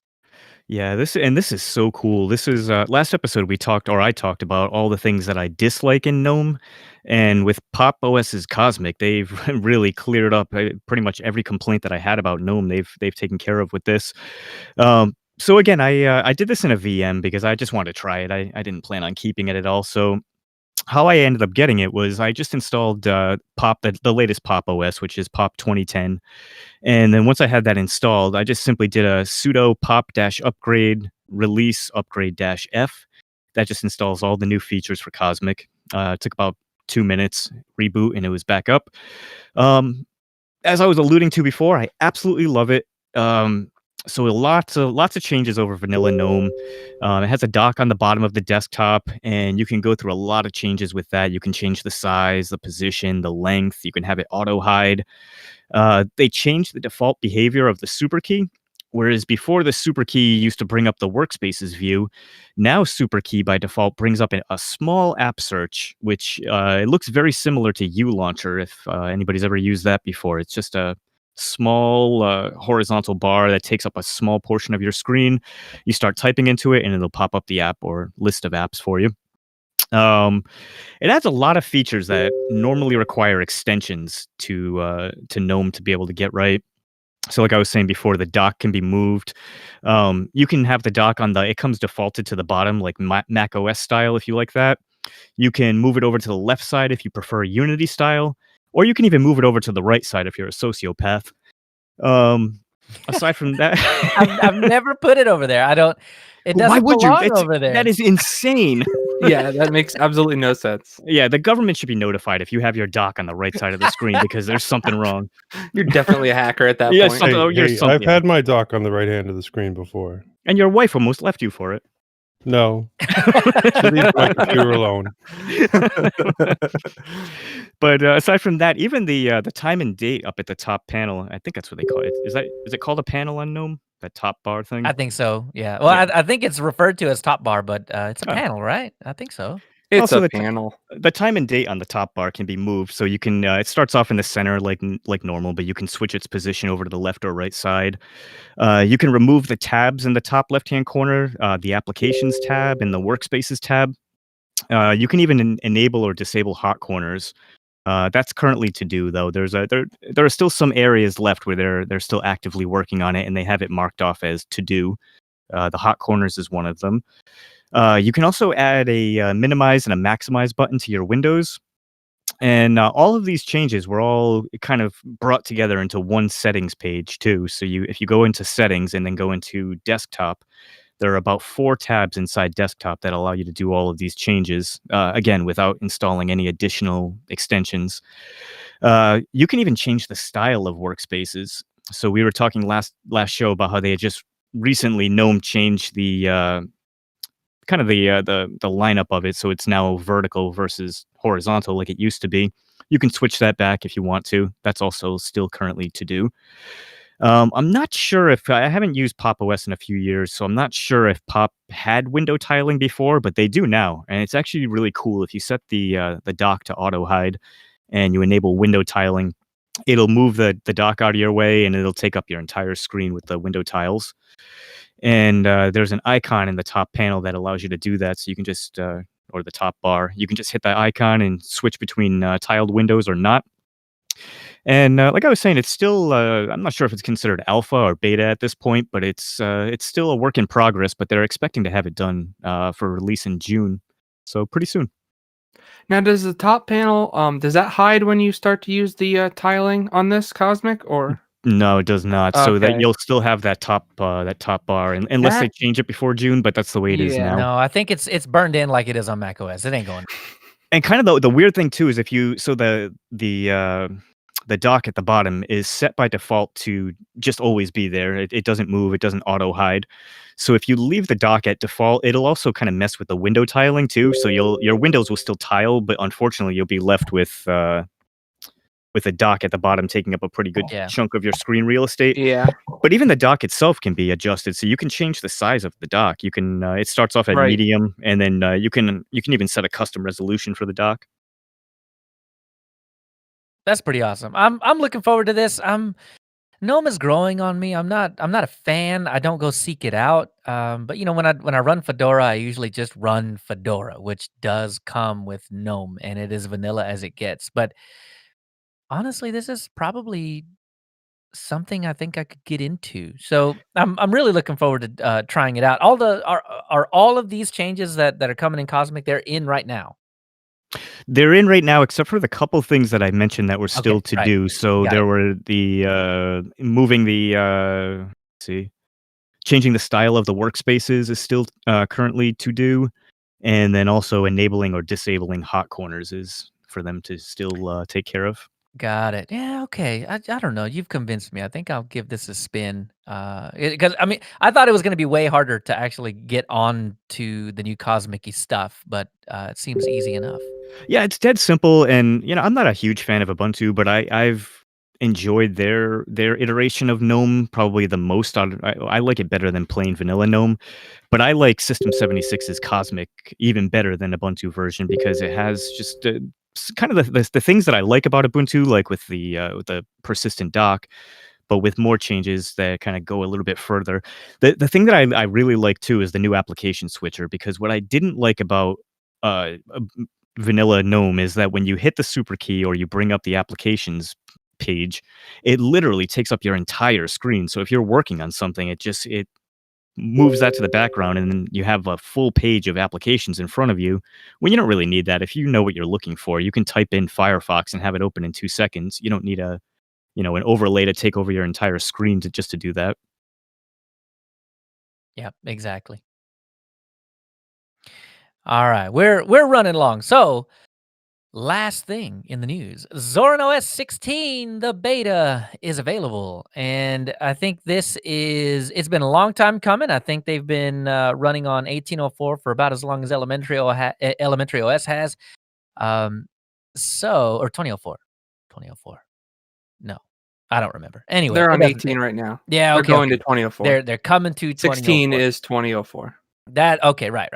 So, I think this is pretty fantastic. You know, they have the idea that doesn't matter where your software comes from, just get your software. Don't even bother. Flatpak, what's that? Snap, what's that? Doesn't even matter. It's all available for you in their store. So, you know, if you want to dig down to it and, you know, go off of whatever the default actually is, I mean, but yeah, you can swap between Flap, Snappak, Debian installers. You can install whatever from the repos, and Wine is right there behind a flip of a switch. So just really easy to get into. I think, you know, when you're talking about a distro that, um, you know, for normal folks, for people that don't know, nor would they ever care what a snap package is, this is the one, right? I mean, because Linux Mint has their ideological stance on snap versus Flatpak. Obviously, they went Flatpak. Ubuntu has their ideological stance, plus they built the thing. So, I mean, obviously they're going to go with Snap. And I think Zorin is splitting the difference. You know, don't even bother. Just have it, all of it. Cool. So they're package agnostic then. Yeah, Basically. really. That's Just cool. all of them. Well, you know, it's funny that we actually talk about this on the same time as we talked about Elementary is how they fund this. Well, how they try to fund it, at least. They have their Ultimate Edition, which costs $39. Mm-hmm. But then it underneath the core, which is basically everything except for a couple of extras, is free. And they have it right there, download free. But above it, they have download for $39. And not only that, but it says why does it cost, and it brings you to a page that says why pay, and it tells you explicitly why you should pay for this and what you get with extra with it. That's really cool. Yep, absolutely.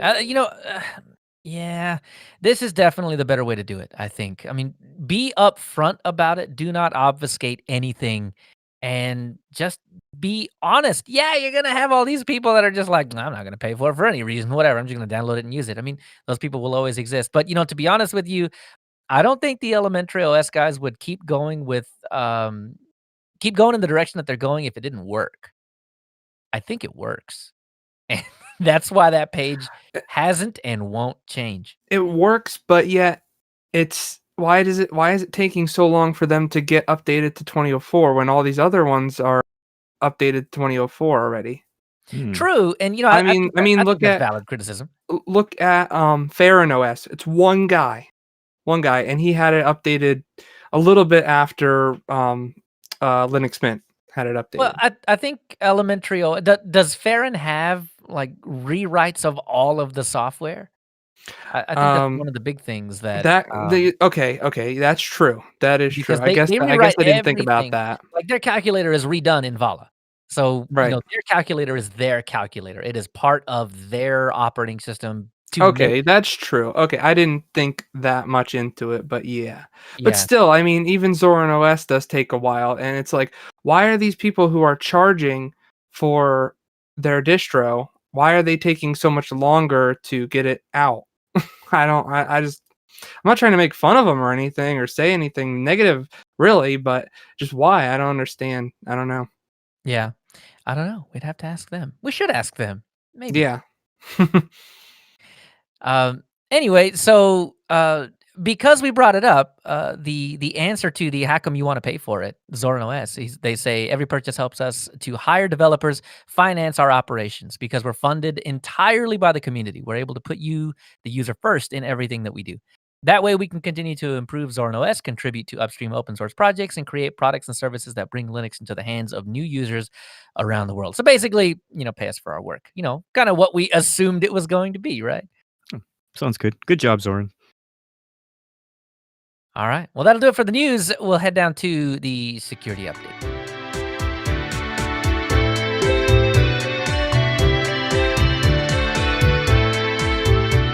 Oh, man. So I said it in the intro, Skynet.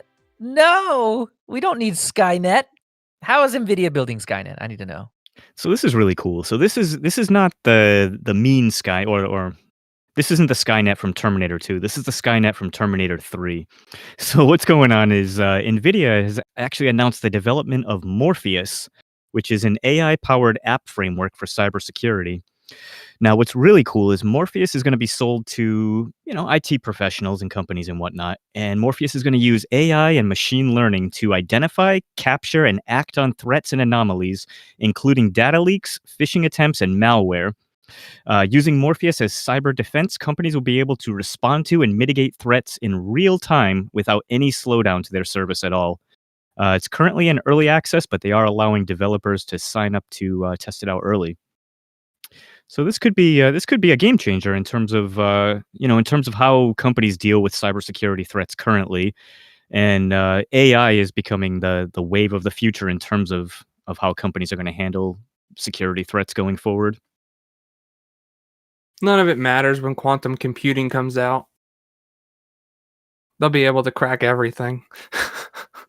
Well, there are companies who are working on defense on quantum defenses as well. So hopefully, with Hopefully they NVIDIA, come out first. that's true. Yeah.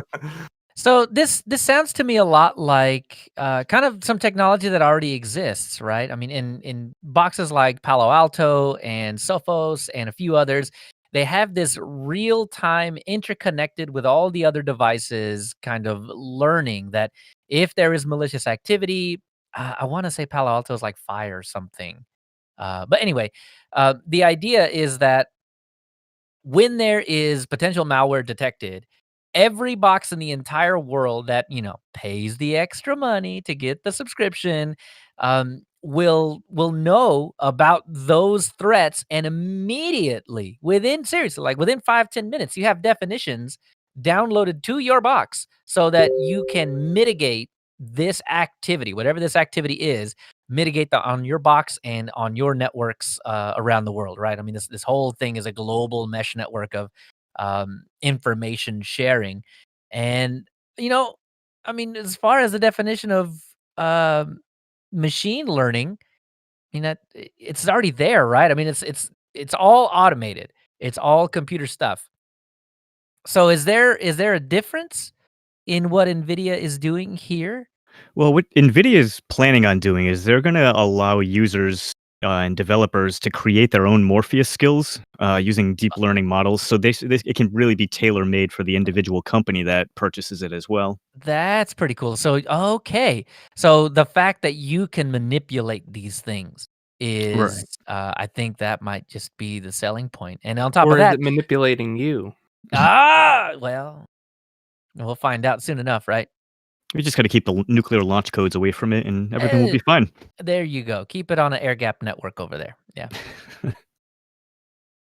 All right. And next, a huge trove of credit card and social security number data just got hacked. So is this the same story from last month, or the same story from 3 months ago, or the same story from 6 months ago, or the same story from last year? Because Basically, yeah. at at this point, just assume you have been all that. All your credit card numbers are belong to us. Ah, How jeez, many man. actual users are there of Facebook? I mean, is it roughly 553 million? Well, I mean, we're gonna get to that, right? That's the whole idea.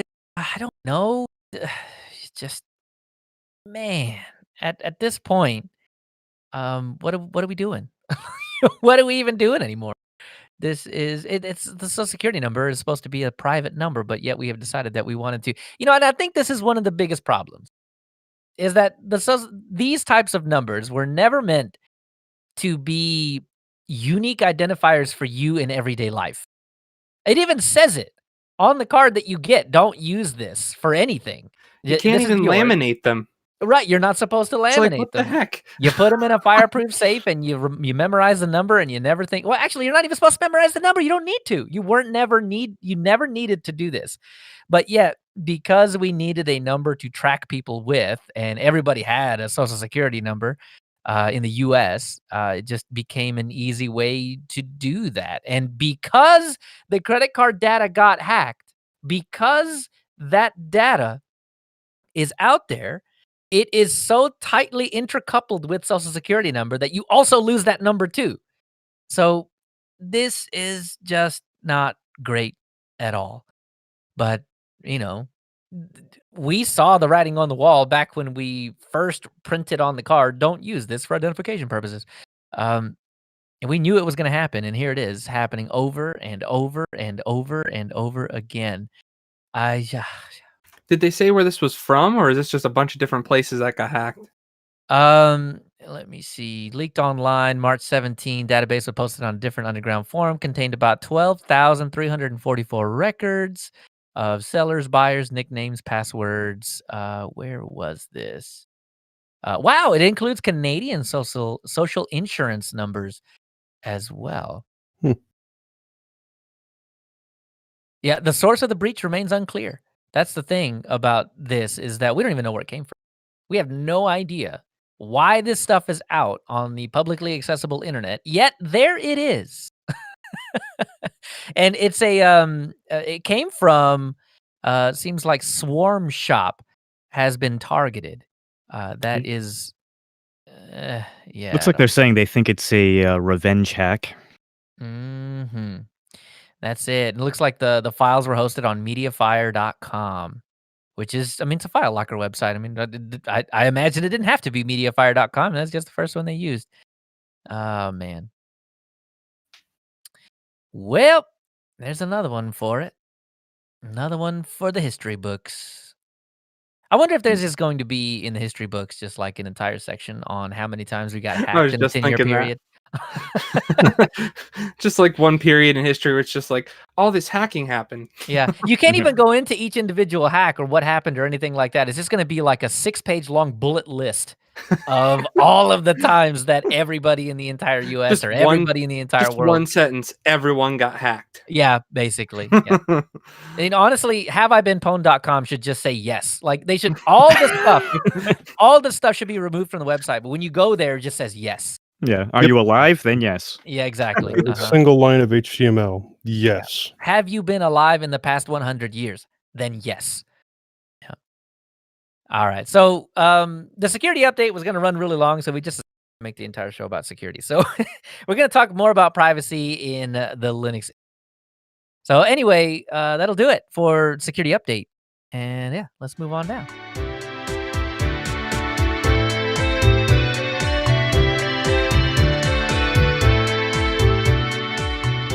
So one thing we forgot to mention in the news, which Londoner reminded us, 15 beta is out. And man, it's a long time coming. Hadn't it been like a decade since Slackware had put anything out? It was one of my very first distributions that I was tortured with. I didn't know much about Linux, and one of the teachers I had at the time that knew I was intrigued by the idea of it was like, hey, let's just throw this guy on hard mode and see what happens. After a couple days, I figured it out with a lot of his help. But yeah, Slackware's got a little spot in my heart. Nice. Was that back when you had to install it all on multiple disks, like from floppies, or? I don't think so. It was all burned on one CD. So I feel like, yeah, no, it wasn't that far back. I think it was early 2000s. Oh, okay. Dove into this. But yeah, it was hard. It was hard. So I feel for people that are just getting into Linux that are like, and then you hear that one guy that's like, hey, you should try Arch. And then they run into it, but they don't have any resources other than people that'll tell you to go read the wiki, right? So yeah, you should try Gentoo. It's fine. Oh God, it's even worse. Just go with Linux from scratch. That's perfect for beginners. Yeah. That confused the crap out of me the first time someone said that, because I'm looking for this distro and I'm like, there's no download, there's no anything, and then I realized, oh, it's just an instruction manual to literally install Linux from scratch. So thanks, Londoner, for that tidbit. So let's dive into all this privacy stuff. So my favorite topic of the past month or so has been Google's Flock. Now, here's the deal. Third-party cookies, right? We've been talking about these tracking cookies for as long as I won't say the internet has been alive, but I think as soon as advertisers were able to figure out that they could put a cookie, which Netscape invented, let's just all blame Netscape. They invented these cookies to remember, had you read this article? Had you done this? You know, all of these cool features that exist on the internet today that remember things. It was a fantastic idea. But you can't let a fantastic idea go very long without being abused. And pretty soon after these cookies were invented, we started figuring out ways to use them to track people with. And then you have companies like Google doing insane amounts of research on how to cross-site track people. So you've got for people that aren't signed into anything Google, these third-party cookies have identification numbers in them that can, when you're on a different website that has Google stuff on it, can add more to that cookie to remember that, oh yeah, you went to this website, you went to this website, you clicked on this thing, you did this stuff, all that stuff. For people that have a Google account, well, y'all are already, yeah, if you're logged in, Google doesn't even need the cookie for it. It's just like, yep, this guy went here and here and here and here and here. And we give Facebook a lot of flack for it, though they deserve it. Google does way more than Facebook does, because especially on the idea that we have AMP pages now, which if I can avoid it, I will. But these pages that Google caches on their servers to make the page show up faster on your web browser or whatever. I mean, I get it, but I'll wait the extra half a second it takes to download the original page from the original people. So Google has finally come out and said, you know what, guys? You're right.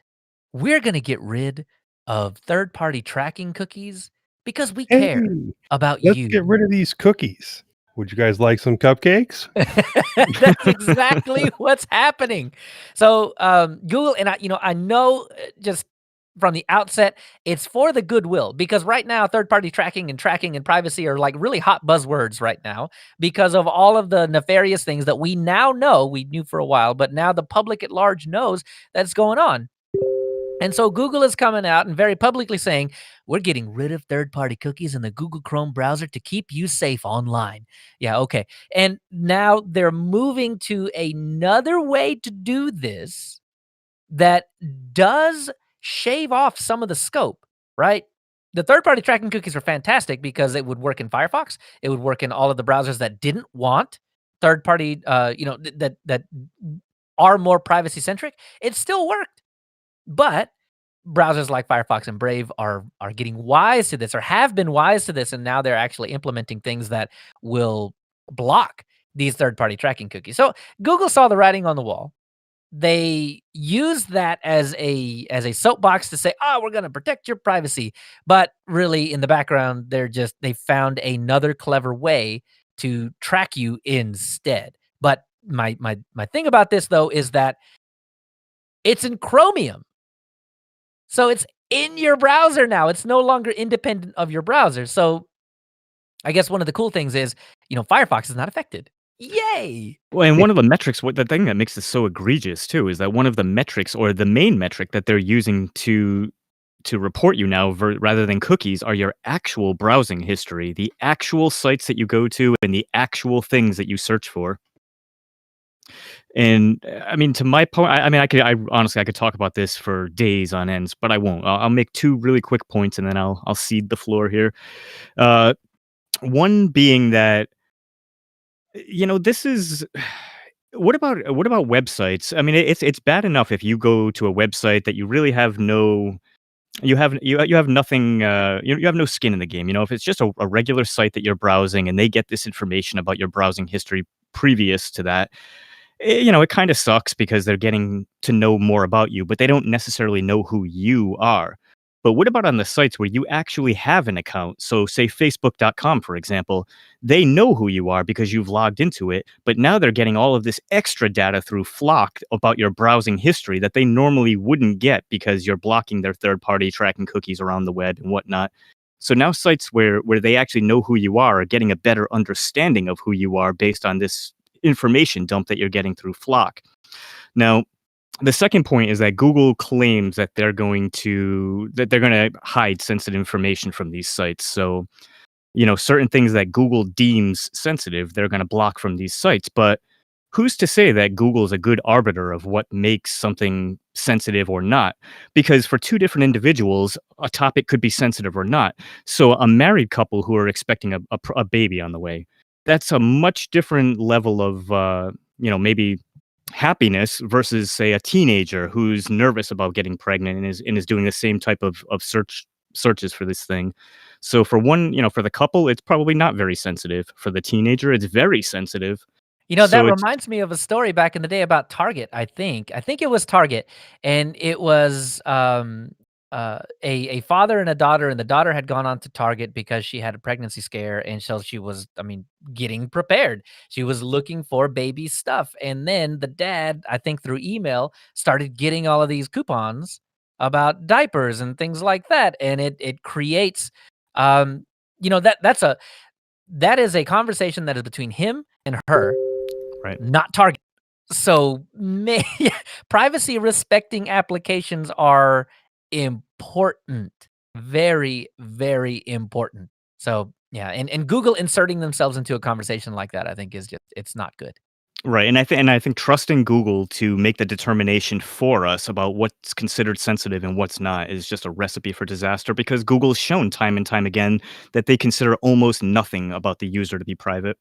And people like to have this conversation about, oh yeah, well Google used to have this thing called "Don't be evil" in their mantra or whatever. I mean, They got rid of it. Not even that. It doesn't even matter because these people apparently defined, and not the engineers, because these guys are working on amazing tech. But the way that Google as a corporation uses this tech is evil. It always has been. And for those to say that now that the "don't be evil" thing, now the game is on, the jig is up. No, it's always been that way. And I think it's just it was silly to read too much into that. I think Google came onto the scene and they were giving us a lot of the stuff that we wanted, that making the internet easier or whatever, and we gave them the benefit of the doubt. And I think that in hindsight now was and always was a mistake. But here we are. Here we are. So does this affect you? Probably not. There is at least not right now. They are piloting this program, and the EFF has a website called MIFlocked, FLOCED. You go to, let me see, is it, oh wow, I just checked on, let me see, MIFlocked. What is the website? I think it's just .com or something, isn't it? MIFlocked. Wow, why can I not find this? There it is. miflock.org. There it is. Yeah. So you go there, you click on the check for flock ID, and likely it will say you don't have one because Google is slowly rolling this out to their customers. I think it's something, it's on trial right now. 0.5% of users in Australia, Brazil, Canada, India, Indonesia, Japan, Mexico, New Zealand, and the Philippines, and the United States. So if you are in those areas and you are really unlucky, you have been chosen to trial this software if you're using Chrome or Chromium. And I say Chromium because we have statements from Microsoft, from Brave, and from Vivaldi all saying we are disabling this. Now, why would they have to disable it? If it were just in Chrome, it's not. It must be in Chromium for them to have to take the steps to disable it. I think Brave, and I'm glad, Brave was one of the very first ones to come out and say, yep, this is a step in the wrong direction. Brave has removed Flock in the nightly version of both Brave for desktop and Android. They say the privacy affecting aspects of Flock have never been enabled in Brave releases. The additional implementation details of Flock will be removed from all Brave releases with this week's stable release. So if you are current in Brave, not only had it never been enabled, you've now got Brave's word that it will never be enabled either. So that I think is fantastic. I wonder if this has anything to do with disabling the sync feature in Chromium, because I guess if Chromium's gonna have Flock too, I guess it wouldn't matter. But what I was thinking is if they disabled that and people went to Chrome, then they would be using this right now, like they'd be testing it, versus maybe in Chromium it's not even in there yet. Yeah, I'm not 100% positive. I'm waiting for some Chromium information about Flock, whether or not it's going to be in there. And I ask this question all the time: why do you use Chromium? And a lot of times I get the response of, Well, it's not exactly Chrome. And, well, it's getting harder and harder for me to go like, well, yeah, okay. Yeah, I can see that.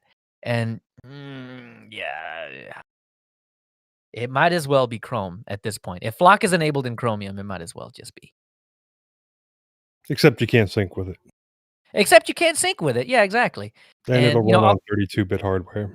And all the other browsers have some kind of sync function. So, I mean, even if you did leave the direct Chrome spin-offs, I guess Chromium and Chrome, you still get sync. It still works. And a lot of these will just pull it over from Just Chrome or install Chromium. Canary. Install what? Canary. Canary? What's Canary? It's the beta testing version of Chrome. Got it. Right. Yeah, definitely. So that way you can definitely be in the flock of flocking stuff. Exactly. Like exactly. that. That way you not only have to worry about Yeah. metrics, you also have to worry about beta crashes. Oh yeah, of course. So we were talking about it a little while ago. In the credit card, social security number. I say a little while ago. Last week. We were talking about it last week. But now we get to talk about the Facebook database breach again. The 553 million users that were swept up in this release. So what is the deal here? Because Facebook, one of the things that Facebook has come out and said is that, oh, it's no big deal. We fixed it. Because the database that's floating around right now is 2019, and we fixed it. We fixed the flaw. So much of your data changed in the last 2 years. You know, all your personal data is completely different over 2 years, so it doesn't matter at all. And this is my point, right? Like, Facebook says that they fixed this back in 2019, so it's not a big deal. You don't have to worry about any additional breaches, but you don't need additional breaches. Not when you've already leaked 553 million users' information. Right. I mean, this must be the largest leak in history at this point, right?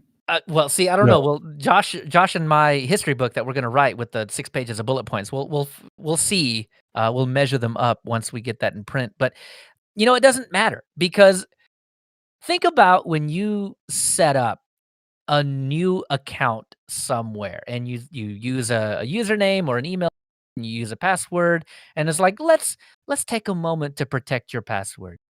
Why don't you tell me a few, I'll ask you a few questions, you give me a few answers, and that way, if you ever forget your password, we can go through these steps and you can reset your password, right? Well, so what are a lot of those questions? What was your dog's name? What street did you grow up on? What elementary school did you go to? What's your mother's maiden name? Yeah. Mm-hmm. And what do you think is in a Facebook breach like this? And when's the last time your mom changed her maiden name? And first of all, that information, I've never really liked that being used, because it's public record. You can find somewhere what someone's mother's maiden name was. You can look that up. These are meant to be additional passwords that you write down and put in a password in like a fireproof safe, or under lock and key somewhere. And to be quite honest with you, I recommend that you never answer these questions ever. You write down the answers and you put them in a secure location, so when you do run into the situation where you don't know your password and need to reset it using these question and answers, you go pull out that piece of paper like a caveman, and then you type in the answers, right? Like the street that I grew up on was Broadway, and that's not the street you grew up on. It's just the information that you gave so that you can go back and forth. Maybe I just spent way too much time watching Hack 5, before they left the studio for the last time and started doing it from their house. But yeah, they do it. They what they used to recommend was taking like a phrase, an actual sentence, and then like turning part of it into leet speak, using capitalizations here and there, following some pattern with that, so that you are literally the only person that has it. So that way, when they ask you what's your mother's maiden name, instead of the 4 to 8 letters that it might have been, you're typing out something that's 30 characters, 40 characters, right? And Unguessable. unguessable and unscrapable as well. So, when the people that really want into your account, download because it's freely available on the internet. When you download this Facebook database, they can't use information in there against you. I mean, yeah, most of that other stuff really is public record. I mean, Mike, you were talking about how to delete yourself off the internet last episode. Yeah. And, Right. Well, that just stuff's out there. look up your credit history and look at all the places they said you used to live. Right. Right. Most of that's going to be there.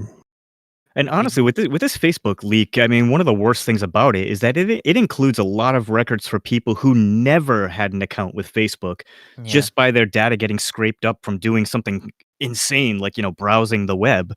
Yeah. It's crazy that Facebook is storing this amount of data on people who don't have an account with them to begin with. That should almost be illegal. Yeah, and just because you delete your account doesn't mean that all of your data is deleted, because Right. it gets referenced and linked in how many other places in Facebook.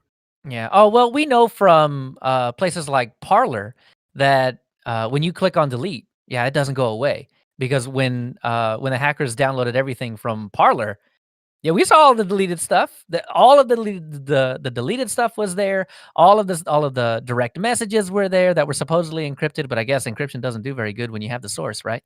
Even the drafts that were typed up but never sent were scraped up in that. And I've been screaming forever that anything that you type into a browser, the JavaScript is evil enough to remember that. It remembers, because you have to think about it. As you're typing something into Discord or something like that, it tells the other person that you're typing.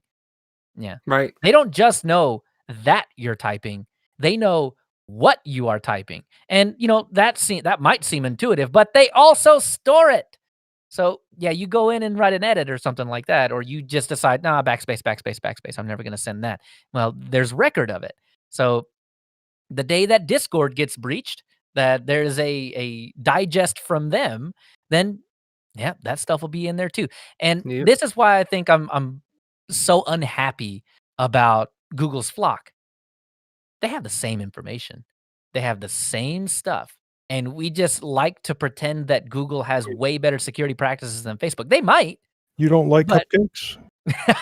I like cupcakes, but only when I make them myself. So, open source techniques. Right. There you go. I need an open source recipe and open source ingredients. You added your own ingredients to their cupcakes. So I think that's the biggest reason why I dislike things like Flock, is that these things are going to eventually get leaked. And the amount of data that you have out there on the internet about you is already too much. And then we're going to add on every single link or thing that you clicked on in your entire existence. On top of that, something you might Man. have some vague interest in at some point in your life. We want to make sure we're the ones selling it to you. Yeah. Well, I mean, once that happens, the day that happens, not if it happens, when it happens, the day that happens, private eyes are going to just, there will be no longer any need to hire a private eye. Everybody is going to be look upable, just like your phone book. And everything that you've ever done on the internet is going to be there.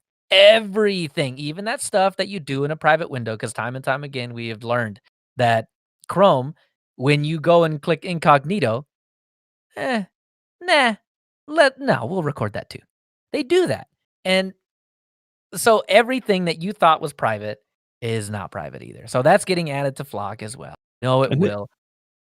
And this is why I'm so opposed to backdoors and government backdoors and encryption, because no system is 100% secure. So if you're storing the data, then the data is eventually going to be leaked or stolen.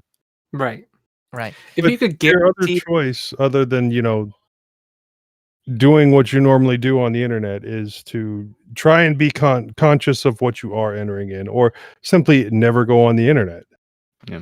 I mean, honestly, listen to the Kevin Mitnick episode that we did a few episodes ago, because that has a lot of this. I mean, this is no longer tinfoil hat stuff. Tinfoil hat really it makes it sound like we're being unreasonable here. Yeah, that is best case scenario. It's detaching what you're doing on the internet from who you are in real life, and that's about the best you can hope for.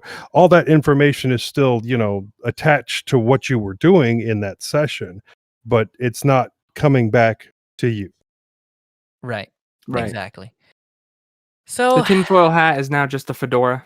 I mean, it's like a normal hat. I feel like I should run around with it, saying things like 5G is getting in my brain or whatever. But I don't know, because I think your normal folk, they're finally waking up to this idea of privacy. I think in various countries, the laws are starting to catch up. I mean, you've got GDPR. I think that's a good start. I think it can be refined, but I think a lot of countries are, well, what's the difference nowadays, right? Are starting to wake up to the idea that what we do on the internet should not be aggregated and stuck in a database and kept on an account for the rest of eternity. There should be, data retention policies about that kind of stuff. There should be, like, for as annoying as it is, every time you go to a website, it's like, hey, you want all these cookies? I'm like, no, I Well, don't. But they don't let me not take all the cookies. I just say, no, I don't want you to track me. No, I don't want you to give me an advertising ID. No, I don't. No, I don't. But I got to have the regular Look, cookies. you can't really delete things from the internet. I mean, Right. look at all the time someone has deleted their Twitter posts, their tweets, and then it turns out that somebody else screenshotted it because they said something completely inane or stupid. And do you think you deleted it, but then it comes back and bites you even 10 years later? Yep. Yeah, Yep. exactly. So, And now people are even more attuned to that. So immediately, as soon as they see it, they take the screenshot. oh yeah, I mean, it is just a matter of course now. Right. When oh my God, that's inflammatory. Click screenshot. Mhm. Exactly. You And can't then, hide this. when that post inevitably gets deleted, like, hey, and then they at you with it and everything, and it's like, check It's this like out. Snapchat. Snapchat was the stupidest thing in the world because it's like once you could screenshot it, it's like why do you think it was anonymous? Well, We're what was gonna try and prevent you from screenshotting this. This picture should only last 5 seconds and then magically go away. well, I think Yeah, right. they notified the other person if you ever screenshotted something. Oh, but with if you had a rotary right. phone, there were ways around. Exactly. Yeah. Exactly. Mhm. Yeah. So, exactly. There whatever you consider privacy, there is none of that on the internet. And sometimes I envy rotary phones. In that time, that era where Were you you could even do alive for rotary phones, man? yeah. I was, but I was a little kid. Well, no, I mean, I remember exactly. rotary payphones, I think but maybe my grandmother just never upgraded, right? Like, I mean, I had access to one. I've used one before. I wouldn't be My that mom one had one kid. too. Yeah, I wouldn't be that kid on YouTube that people make fun of for not knowing how a rotary phone works. And the only thing going through my mind on something like that is they've never seen one before. You would act the same way. Like, just because are you're we the old and same know what a age? rotary phone is doesn't make you smart. Like, How what? old are you, Leo? In mid-30s. Mid-30s. Oh, Yeah. what's your mother's maiden name? Oh, now. It's a good Hold thing on, let me just look it up Hey, quick. maybe we're related, man. That's why I'm asking. What's your mother's maiden Oh, name? right. It was Smith. Smith? Hang on, Yeah. I'll look that up for you. Oh, okay. Maybe I'm the we Prince are of related. Nigeria. I have a sum of money that you can claim. Yeah. So, I don't know, man. I do envy that day and age. My mother's maiden name was the universe was created, and this was seen by a majority as the wrong thing. So, I don't know what it's just a new era. We have to deal with things differently than we ever had in the past, and it's a lot. It is a lot, and I think that's why companies like Google and Facebook have gotten away with it for so long, because it's so much. Like, we have to sit here and read articles and deep dive into these things to even scratch the surface of the information that they are aggregating on each and every one of us. What does that say about someone that is one of the I don't care types? Well, I bought an Android. I use Gmail. I don't care, whatever. I mean, the amount of information that they have no idea is being logged. And then inevitably you have the people that are like, well, I like those advertisements. I like it when they send me exactly what I want. And I'm like, man, I can't get into that mindset. Well, and to your point too, I mean, the people who are just kind of the "I don't care" type personalities, I can see how I you have can nothing to become that way hide. because it gets difficult. I mean, we all thought we were doing such a great job Right. blocking all these third-party trackers and whatnot. So then Google just says, "Well, we'll throw our money into something completely different that you guys don't know how to block yet." So Mhm. it's always like a losing race. You know, you're always trying to Yep. race to catch up with companies who have almost limitless resources, and we're just stuck holding the bag for a little while until we can figure out a workaround around it. It's Yeah. always Well, gonna Security be and that privacy is way. just a moving target. Yeah. yeah. I Yeah. think one of the coolest things about this though is that it really does seem to be confined to Chromium and Chrome. So Yeah, if you're that is using one good thing, I will say. right. So not like third-party cookies are ever gonna die, like, actually die, it's just that the browsers will block them, and then the browsers that never enable Flock or, can't enable Flock like Firefox, will at least be safe from that. So, I mean, there is some solace, there is some icing on this cake. I feel like it is easier to block now, as long as you choose a privacy respecting browser. But I mean, it's still an issue. Chrome is still the insanely dominant force when it comes to they're over 80%. And we're talking how many people on the internet right now? Like 2.5, 3 billion people. 80% of 3 billion people are using Chrome. D- you don't need people like me using Brave. You don't need my information. You can make plenty of that with the 2 billion people that are using your more than 2 billion people that are using your browser.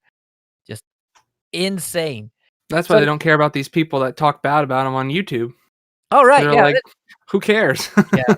I don't need you using You Chrome. and all the 500,000 people that watched your video, yeah, we'll just work with the other 2,000,000 people out Well, there. not only that, the video's on YouTube. So it's not like you've gone very far. Right, Right? exactly. You say you don't like Google, but here you are. Yeah. Oh, yeah, yeah, oh, yeah, and, to call ourselves out, we're streaming to YouTube right now. So, yeah, I mean, we we we are the kettle, okay? Gotta go where the people are though, man. Yeah, I mean, Right now, that's where it is. well, I think that's a lot of the reasons why you have these people that say that they don't care, because all the stuff that they want are on these platforms anyway.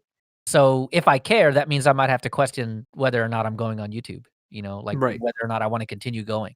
So, yeah, so Right. to And go it's ahead. easy for us too because this is something that we care about. We're technology focused. Somebody like my mom, for example, she could not care any less about any of this stuff because she's never heard of Firefox before. She doesn't know about DuckDuckGo. She knows about Google and she knows about Chrome because that's what's in the public zeitgeist. So that's what she's heard of. So that's what she uses. Right. And I think, when we started streaming to YouTube, um, I think my idea about that was there are already people on YouTube that have already made the choice to use YouTube, and this streaming to YouTube would only capture those folks. It wouldn't bring new folks to the platform, and it wouldn't bring new folks to it might bring new folks to the podcast, but doubtful. Um, and then for the people that didn't want to be insanely tracked all the time, you give us a couple days, or you give Owen a couple days to make that edit, and it'll be in your podcast. You're ready to listen to if you wanted to avoid all that. So, It eh, you can load up Firefox and not log into Google and then still go to YouTube over a VPN, and you'll be also true. fine. Yeah, yeah, absolutely. So, I mean, there are certainly ways to protect yourself like that. So, yeah, I don't know. Listen to this podcast for tips on how to do that. Now, granted, that's a lot more of a hassle, and most people aren't going to do it, Yeah, but of course. that's their problem. Yeah, the Yeah. hassle part, I think, is what's keeping a lot of people from securing themselves down a little more. Oh, it It's is. that 'Cause balance it's just like Oh, between too safety and security, or, well, yeah. Yeah, ease and security. exactly. Right, it's just like when Facebook first came out, nobody had privacy settings set. They were there, but nobody had them set. They just had everything out in the open. No, everyone could do everything with their account or whatever. Same with MySpace. That was the worst because I mean I don't even think there was any privacy settings at all for a long time on MySpace. Heck, Mm. I can still find my stuff from MySpace. Like if my wife actually found some pictures from my MySpace that are on some Google, like image search, and I'm like, wow, holy crap, I totally forgot about all that. Yeah, time to do a little sanitization. Well, my So, account doesn't work, I know that. Because I had an AOL email for that one, and the AOL email got ousted by AOL, and now I can't log into that, and they won't let me reset. So Yeah, that's done. yeah, and we like to. I was talking a little while ago about how much we trusted Google and how much we still trust Google. A company, maybe not as big as Google, but certainly someone that Microsoft, right? So we were just talking about the Facebook 533 million accounts that got that were being spread around the internet for free. Now it's LinkedIn's turn, and a number that would also make your head spin. Probably a lot of overlap, right? But this is a little bit more recent. So a Italian watchdog has found that 500 million users were scraped off the platform and posted online. So last Thursday, so by the time you Well, get this, what probably they're saying is your data, if it's online, it's not safe. oh yeah, I mean honestly, yes, you have And to basically, remember this. between these two hacks, because there are a small subset of people that are on LinkedIn that were never on Facebook or got off of Facebook and went to LinkedIn as their social networking thing because of other things with Facebook. So basically, all of America got hacked right here. Between these two and that one a couple of years ago where the credit agency got hacked. Yeah, yeah. So your stuff's definitely out there at this point. But Yeah. The anyway, worst just part. oh, go ahead. Oh, I'm sorry. I was just going to say, and the worst part about this is that LinkedIn also said that they were unsure if they had planned on notifying the users who were involved in this. Facebook already came right out and said they're not telling anybody. But I guess I expected a little bit more from LinkedIn. Yeah. Well, Yeah. honestly, uh, a company will do what is in its best fiduciary interest, and if they do the calculus and find out that it's going to be cheaper to just not tell anybody, well, that's what they're going to do. Well, And with LinkedIn, the only things that you should have on there are things that are business related anyway. So Right. yeah, your resume should be on there, but your resume should be all public information. Right. But that's just my opinion. yeah. Now, you know why this happened? It's because I got back into LinkedIn. See, this is why I don't invest in Bitcoin. See, every time you do anything, Josh, just get off the internet. I updated my LinkedIn, and then this happened. Hey, Yeah. see, now that prices are down, it's like the perfect time to get back into Bitcoin. So That's it, right? So, yeah, just another one. What there is no privacy. There isn't any if you use any of these services. And even if you do, Google and Facebook have their little probes all over every single website, vacuuming up additional information from you. So seems like we can't use the internet anymore without any semblance of privacy, without taking a huge number of steps to do so. Just use Tor. If you don't plan on logging into a website, just use Tor. And I know it's rough at first if you're not used to it. It goes slow. Sometimes you have to fiddle with the page a little bit. But if you just start off using Tor a little bit each day, you'll find over time you get much more comfortable with it. And then before you know it, you'll be using Tor for the majority of your browsing that doesn't require you to log into something. And you get to honestly, remember you just should about just, how fast it was to load up a web page back when like cable internet and high-speed internet just barely hit the mainstream. Yeah. And those pages kind of sometimes they crawl a little bit. Be a history lesson. bring a book with you. So I think one of the we'll leave you on a high note, right? I mean, this was a lot of naysaying and downer type stuff, but there is one good thing that is going on, and the EFF partners with DuckDuckGo to enhance secure browsing and protect user information on the web. So before we get into this, do you use DuckDuckGo? Yes. Yes. I have used DuckDuckGo. It's not Joe, like you I have to do it. consistently use it, but I will use DuckDuckGo when I want, less biased responses to my searches. When the first couple of pages are just basically giving me ads on Google, I'll go over to DuckDuckGo and see what comes up. That's all the pages. Yeah. Without an ad blocker, you get a lot of that stuff. But I hear a lot of I don't use DuckDuckGo because, and a lot of that is, well, it's Bing. Okay, yeah, that's it's fair. It's Well, fair. there are times to use Bing.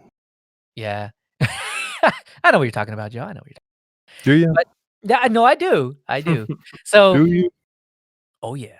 So I don't know. I feel like when using DuckDuckGo, it's like back before Google had all of the information on everybody to be able to tell you exactly what link you want to do because they read your mind, you know? Like, well, they didn't read your mind. They just put together a profile of you so they know exactly what you're going to do all the time because that's what you do all the time and they know you.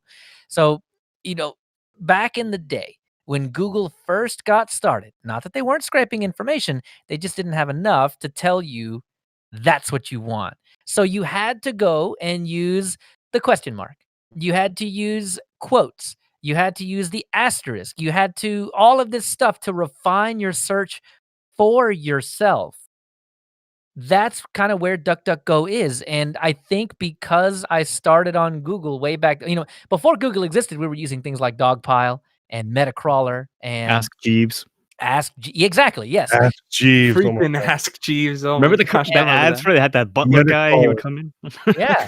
That's a piece of history right there. Right? Yeah. So back before searching was good, you had to make do. And I think DuckDuckGo is light years ahead of where we used to be. And then on top of that, you can still use the old tricks that you can still use them in Google too, but Google knows what you want. So, you can use these quotes, or you can just refine the search by typing in the right stuff to get exactly what you want within the first page. So I think and this certainly this is not for everybody that says, "Oh, Google gives me the right results." But I think we've gotten lazy.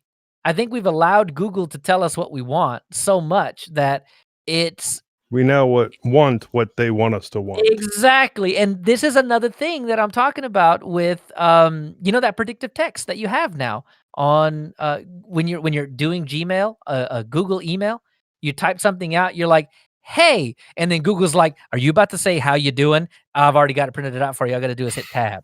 Right? And they know that. And it makes me wonder, is Google, because I know they use machine learning to figure out what they think you're going to say, but before they have enough of a profile on that, they're gonna tell you what they think they want you to say. So, it's gonna say, "Hey, how are you?" And then as it learns more about you, it's gonna be, "Hey, how you doing?" They're gonna start recommending you that, but before How then, you doing? right, yeah. And is Google going to change the way that we at least write, but will that go so far as to change the way that we speak? Hmm. Depends on how far it goes. How Well, long people let it be swept under the rug that they do all this stuff. I mean, to your point, Leo, honestly, because we use at my job, we use the Google Suite for email and all of that. So Same here. I'm pretty familiar with that autocomplete that Gmail does now. And not only has it changed the way I speak, it sometimes changes the way I think. Where I'll start the email off and I'll be intending to say one thing, but it'll autofill for me what they think I want to say, and I'll look at it sometimes and I'll say, yeah, you know what, that's good enough to save me from having to type 6 additional words. Let me just hit the tab and go with what they have here. It's close enough. Exactly. And it's a subliminal thing, man. You don't realize that they are changing your thought patterns. You'd never realize that. It actually never really occurs to you unless Well, you think about what's going on in the background. there were some studies done in the late 90s, early 2000s between older generations and younger generations, and search engines specifically. I wish I still had them. I mean, it's been forever since I read them. But how some of the older generations had a lot of trouble using search engines Mm, online because they're not used to keyword terminology. right. Just being able to search using keywords. So they type out whole sentences and it would give them all the garbage from all the smaller words that were unimportant instead of just using the keywords. Yep. And then the younger generations had absolutely no problem. So yes, it does change the way you think. You know what? Actually, wow! It never occurred to me to think about that, but that's absolutely right, because a lot of the students that I have, the older students, I have to explain to them how to use search engines in general, because up until that point, they were just, throwing in whatever they think would, get themselves a good result. A lot of times that would be a normal English sentence, and I pull them aside and I'm like, "Hey, listen, when you're doing a search for this, we're talking about the keywords or whatever, but the way that I explain it to them is type it in the way that you think a robot would see it. Like, don't even use the filler words like of and things like that. Pick out what you want. Only put those words. It doesn't make sense when you read it. I know this, but put it in and see what you get. And a lot of times the searches become higher quality when they do stuff like that. So just anecdotal for you. I see a lot of older folks and younger folks tend to use Google a little bit better. And older folks need a little bit more prodding in the, talk to it like a robot kind of area. And, once they figure that out, it's not that they won't learn or that they can't learn. It's just that no one's ever talked to them about how Google works. So right. once they have It's never been in their repertoire. It hasn't gone through their head that way. Yeah, and so I've always said it's not your age, it's whether or not you want to learn something new. If you refuse to do that, then it doesn't matter how old you are, you're just gonna refuse to do it and you won't learn anything. But yeah, because there's a lot of older folks that come through that are just looking for a career change, and yeah, I mean they catch on just as quickly as everybody else. As a matter of fact, sometimes the older guys get it a little faster, depending on what their background is. But anyway, so EFF partners with DDG, DuckDuckGo, and they're going to use their enhanced secure browsing. So this is actually going to be a bit of a departure. So EFF had created the HTTPS everywhere. Josh, I know that you use that plugin for a good while. Isn't that right?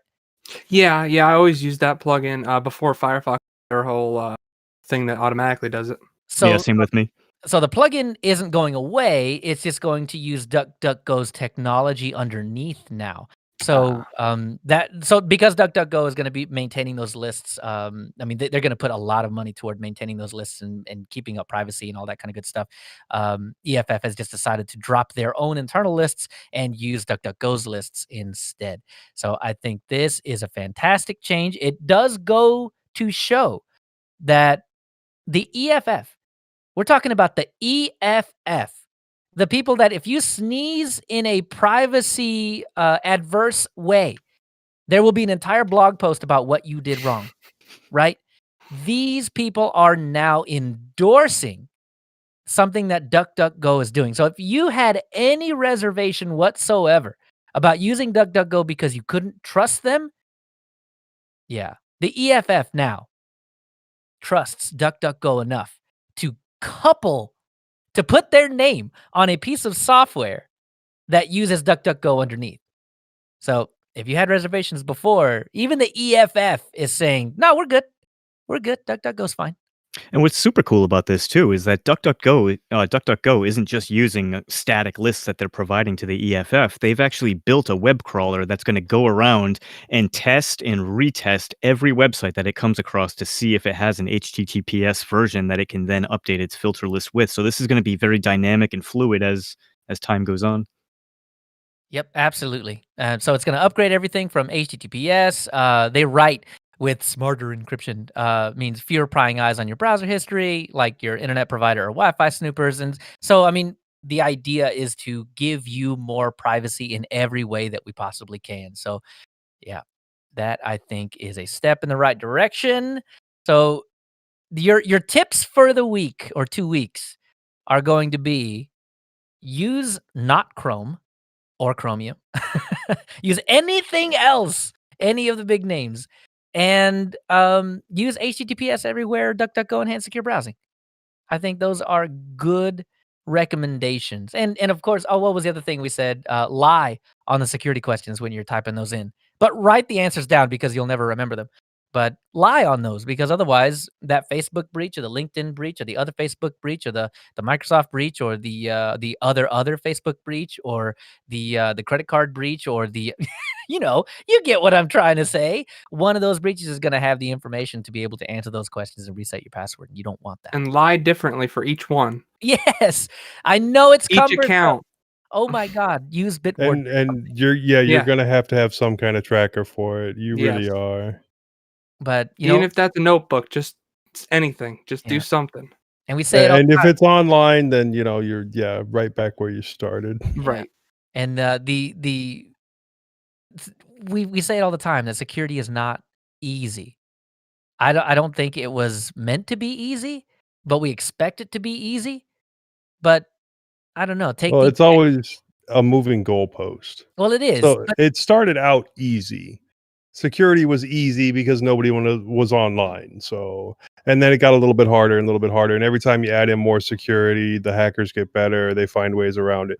It's always going to be more and more difficult going forward. Yeah, it will. It absolutely will.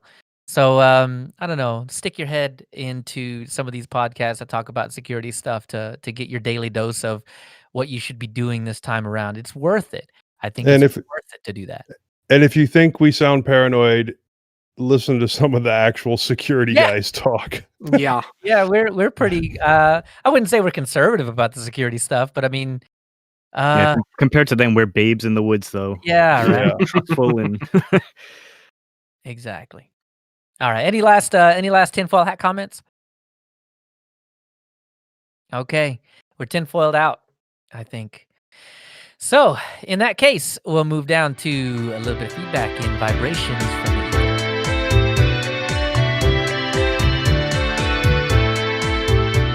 All right. So, we had one that I think we needed to really, really talk about from Jack.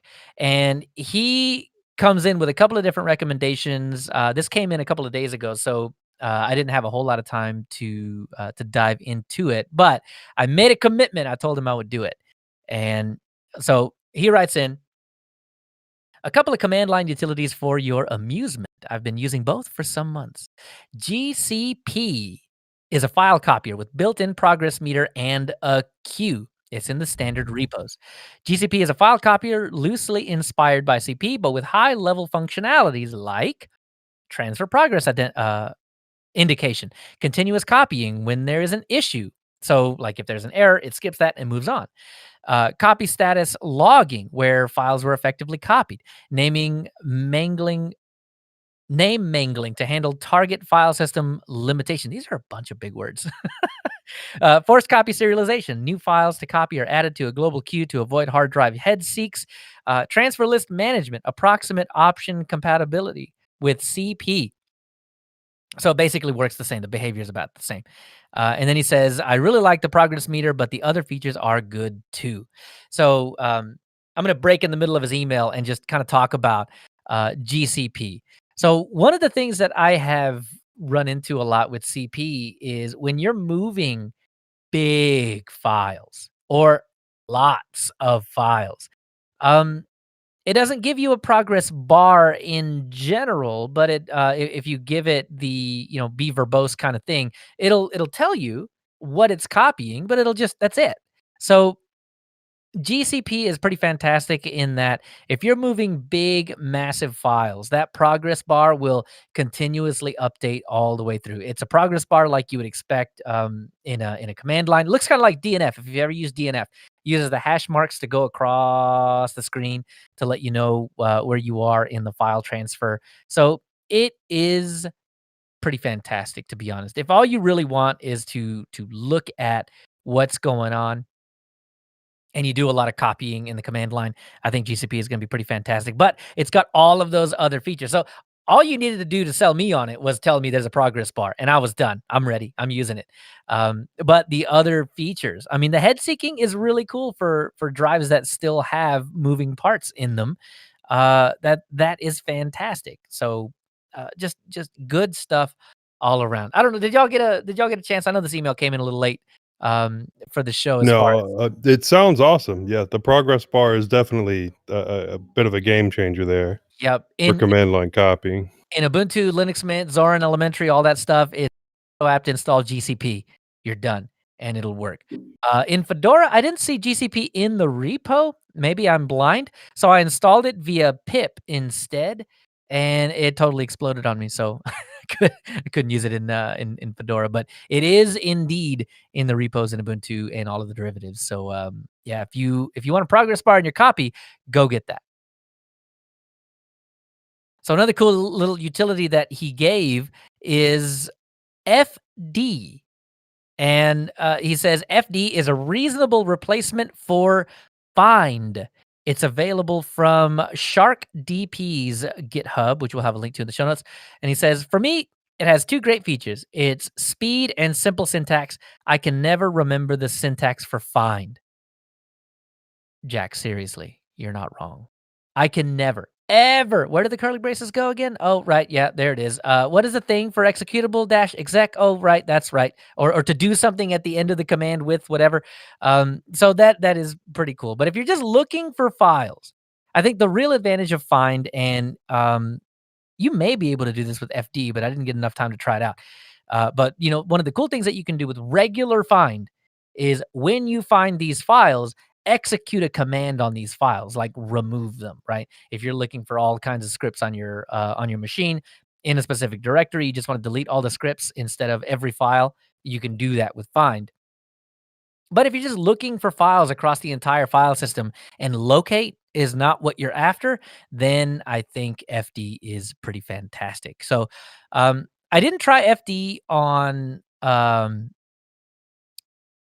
Mint. I tried FD on Fedora, and that one, it was directly in the repos. And as a matter of fact, he does in the SharkDP GitHub, it does say if you want to actually use FD as the command, you have to alias it. Otherwise, he said that there was a command pre-built into a lot of systems that was already called FD, so they didn't use that. But in Fedora, it was just FD. I didn't have to do any kind of magic. So that was pretty fantastic, to be honest. Wow. I just looking over the GitHub again, you can do things with okay, so an example of FD. If you wanted to find every single file in a specific directory that had the extension JPG, you can do that with FD space -e space JPG, and it would find all of that stuff. But you can still pass it additional arguments, and I think this is really where it's cool. You can he's got an example here of converting all of the JPEGs to pings. So that is kind of cool. If for some reason you want to ping out of a JPEG, which kind of defeats the purpose of having a ping in the first place, but whatever, maybe you just like ping. It seems like you can do some really cool conversion stuff with a lot of this. And yeah, I was saying what you can do with find is run a command on it. You can do that with FD as well. Now that I'm looking at it, so one of the other fantastic things about FD is that it will do colorization. So whatever color scheme your terminal is using, it will colorize all of the things that it finds, just like as if you were doing an LS. Oh, that's super cool. Oh man, when I did my first FD, it didn't work. But forget that one. When I did the first proper FD command, yeah, all the color just started spitting out at me, and I was impressed. That was enough. So with GCP, it was, oh, progress bar, I'm sold. With FD, it's, oh, it's colorized, I'm sold. Those two things alone are enough to get me to stop using the typical GNU tools and use some of the newer, fancier stuff. So GCP is not in OpenSUSE Tumbleweed, but FD is. Okay, and that's how it was with Fedora. GCP was not there, and that's why I had to go and try and install it with pip, and then obviously blew that all up. But all of that stuff was available in Ubuntu, and I think in Linux Mint it's FD find. FD. Let me see if that's the truth. Yes, it is FD-find if you want to get FD, and it seems like he's using when he's writing these instructions Ubuntu base. So you will likely have to alias FD-find to FD if you want to do that. Yeah, and on OpenSUSE, it also pulls in FD bash completion. I don't know what that is, but it's another thing it pulls in when you try to install it. Likely so you can tab your way through one of those commands. Because, I mean, once you get sufficiently complex with FD, it's going to be just as difficult as find to put one of these commands together. But I'm telling you, the colorization is enough to really get me to try and, move over to FD for my personal use. All right. Well, that was the big one. Feedback wise, are y'all going to give this a shot? These two utilities? Definitely the find. I think that's really cool, or the FD, because I think I find find to be a little bit of a pain to use just because of the length of the commands that you have to use in the syntax. Yeah, and once you get into regex, it's like, no, my mind has exploded. There are probably a whole 4 people in this world that are regex experts that can just rattle off what you need when you want to find a specific thing. It's mind-boggling how I'll give hard. GCP a try, but yeah, I'm probably not It's pretty FD. nifty. I mean, Pretty- I use Midnight Commander on the command line, so I don't need that one. But the FD, I'll definitely try out. Okay, cool. Yeah, when I find a little too cumbersome, when all I'm trying to do is just find a file or whatever, I tend to use a locate. So I think FD will replace my locate usage, at least for now. And then once I find out if it can do, everything else Find can do. I know it can, but once I get used to how it works, FD might just be my go-to for everything. I use Witch a lot when I'm trying to find things. Oh, yeah. If you're looking for binaries, things like Yeah. that, absolutely, which is fantastic. Yep. All right. Well, that's it for the feedback. So we'll head down to check this out.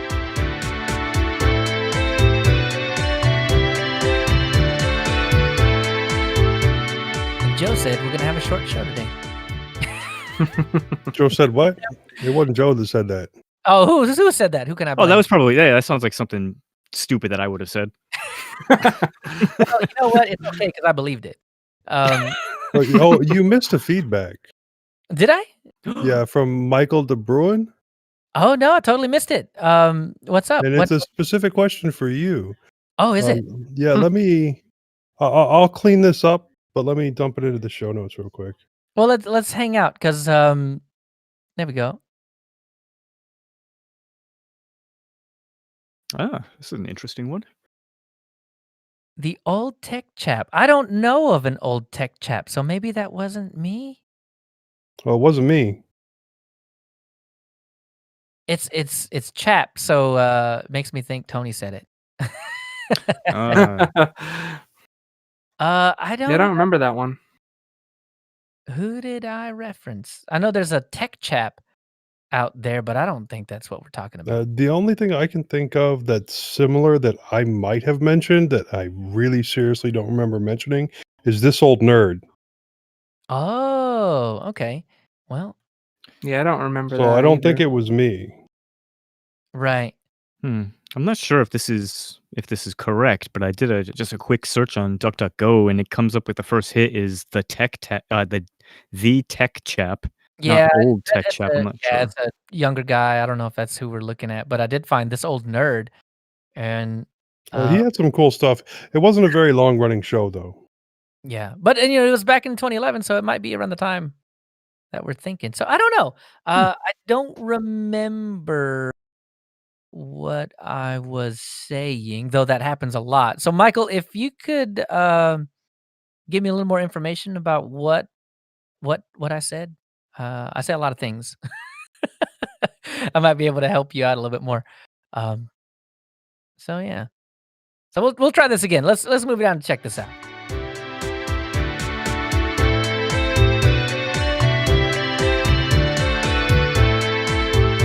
All right. So Josh, you had something for Android. What's this now? Yeah, it's just a little quick one. So Telegram this week announced that they're releasing a new app. It's Telegram, but you have to download it from their website, and they claim it has less restrictions and it breaks free from the Play Store's control, basically. So they can try and sell you things directly. Probably. Oh, you know what they're doing? They're gonna do like Signal. Oh, we should have talked about Signal. They're doing like Signal. They're gonna add crypto to Telegram. Yeah, right. Man. God, I hope not. I don't know. We need It's a nice app. I know that. I downloaded it and I have it. It's well, I've been using Telegram X for a long time, and that apparently I didn't really know this because I'm stupid and I don't really check for my updates. But it hasn't been updated in like a year, and I'm like, wow, this thing sucks compared to this new Telegram app that they have. I'm like, the worst thing was I couldn't custom. Well, you could have customized your color scheme, but it wouldn't let you do it easily. It was a pain in the neck, so I just never did it. And now with this one, just a couple clicks and you're done. You got it the way you want it. Yeah, exactly. So I remember Telegram X was where they were doing their beta testing and stuff. So they would push out the new features to Telegram X, and once it was sufficiently tested out, they would bring it into the real Telegram. Well, I think they eventually just killed the entire project and absorbed all of Telegram X into Telegram. But I guess because people were still using it, they didn't ever. Well, it was nice compared to Telegram when I first started using it. It was really nice. Because I'm in the same boat. Yeah. Yeah, I just never thought to use the regular Telegram app because I thought that that's how it was. It was like the more advanced features, and then they brought this out, and I'm like, oh, I'll try it out. I'm like, what the heck have I been missing? Yeah. Yep. That's why I went to Discord, because I thought Telegram was like getting stupid. I was like, well, they're not doing anything with this thing, so what the heck? Right. All right, Joe, what do you got? Well, this is another YouTuber. I think I mentioned him last time, but I didn't drop the link. Called The Coder. And basically, this is another fix-it channel. So if you're not into that type of thing, you know, don't go get it, or don't go check it out. But this guy is good. I mean, it's all basically just fix-it videos, and he's got a real nice workstation set up, and he does reflows and works on PS4s, PS5s, Xboxes, Switches. Basically, he takes in the things from shops that shops can't fix. Oh, cool. So, like your repair shops, if you take it in there, if they can't fix it there, they will send it out to this guy to figure out what's wrong and to fix it.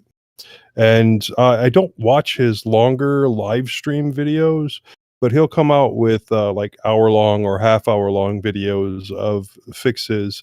And he has this one video that I like where he does a reball of a chip without a stencil.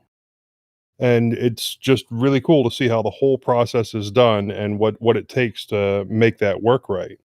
So I do recommend it, and if that's your type of thing, check it out. Give the guy a view, give him a like, give him a subscribe, give us a like, give us a subscribe. Smash that bell button. Smash that bell there button. it was. I was waiting for someone to say it. And yeah, The Nice. Coder on YouTube. And the E is a 3 in Yeah, Coder because that makes it cooler. The Coder Enhanced with an it. E was probably already taken. Probably. All right, Mike, what do you got with this? Ooh. Yeah, so just a quick little thing here. Star Labs, the manufacturer of Linux first laptops and computers, have announced their newest edition is coming soon, called the Starbook Mark V. It's going to be an 11th gen Intel core. You can do either i3 or i7. It's going to be up to 64 gigabytes of RAM with Iris Xe graphics, 4 speakers, and 11 hours battery life. You can sign up to be notified. They haven't announced a release date yet, or just stay tuned because I'll probably get it. I have a sickness, and I'll talk all about it here. Well, that's good because you can tell me whether or not it's going to be worth it to buy. I mean, the Is this Mark gonna IV is pick- great. It's so they do good work. They're a really cool company, and their tech support is honestly outstanding. It's 2 or 3 guys, and they're from the UK, but you know, as long as you can catch them at the hours that they're working, they're really great at tech support. Nice. Very So cool. sometime But this before is- noon. Yeah, basically. I see is the- there's a star. Sorry, Josh, go ahead. It's all good. No, I was gonna say, this is the real question: is it going to solve your XPS problems? I mean, it'll at least mitigate it because if I get a brand new computer, then I won't have to mess with the XPS as much. And you'll have that honeymoon phase for like at least 2 months. Oh yeah, everything's great the first 2 months. And I'm looking underneath it. It's got a there's a Starlight MK3.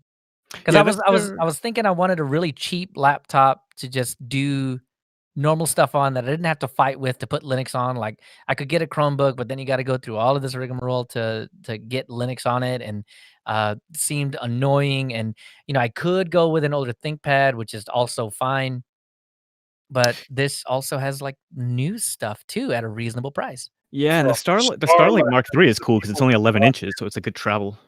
Yeah, exactly. The And my idea would be, you know, using like secure stuff, privacy stuff. I wanted to do it just on this laptop and keep it as not really air gapped, but keep it as far away from my daily stuff as I possibly could. Yeah, definitely. What were you saying, Joe? From Star Labs, the people that brought you Superboy.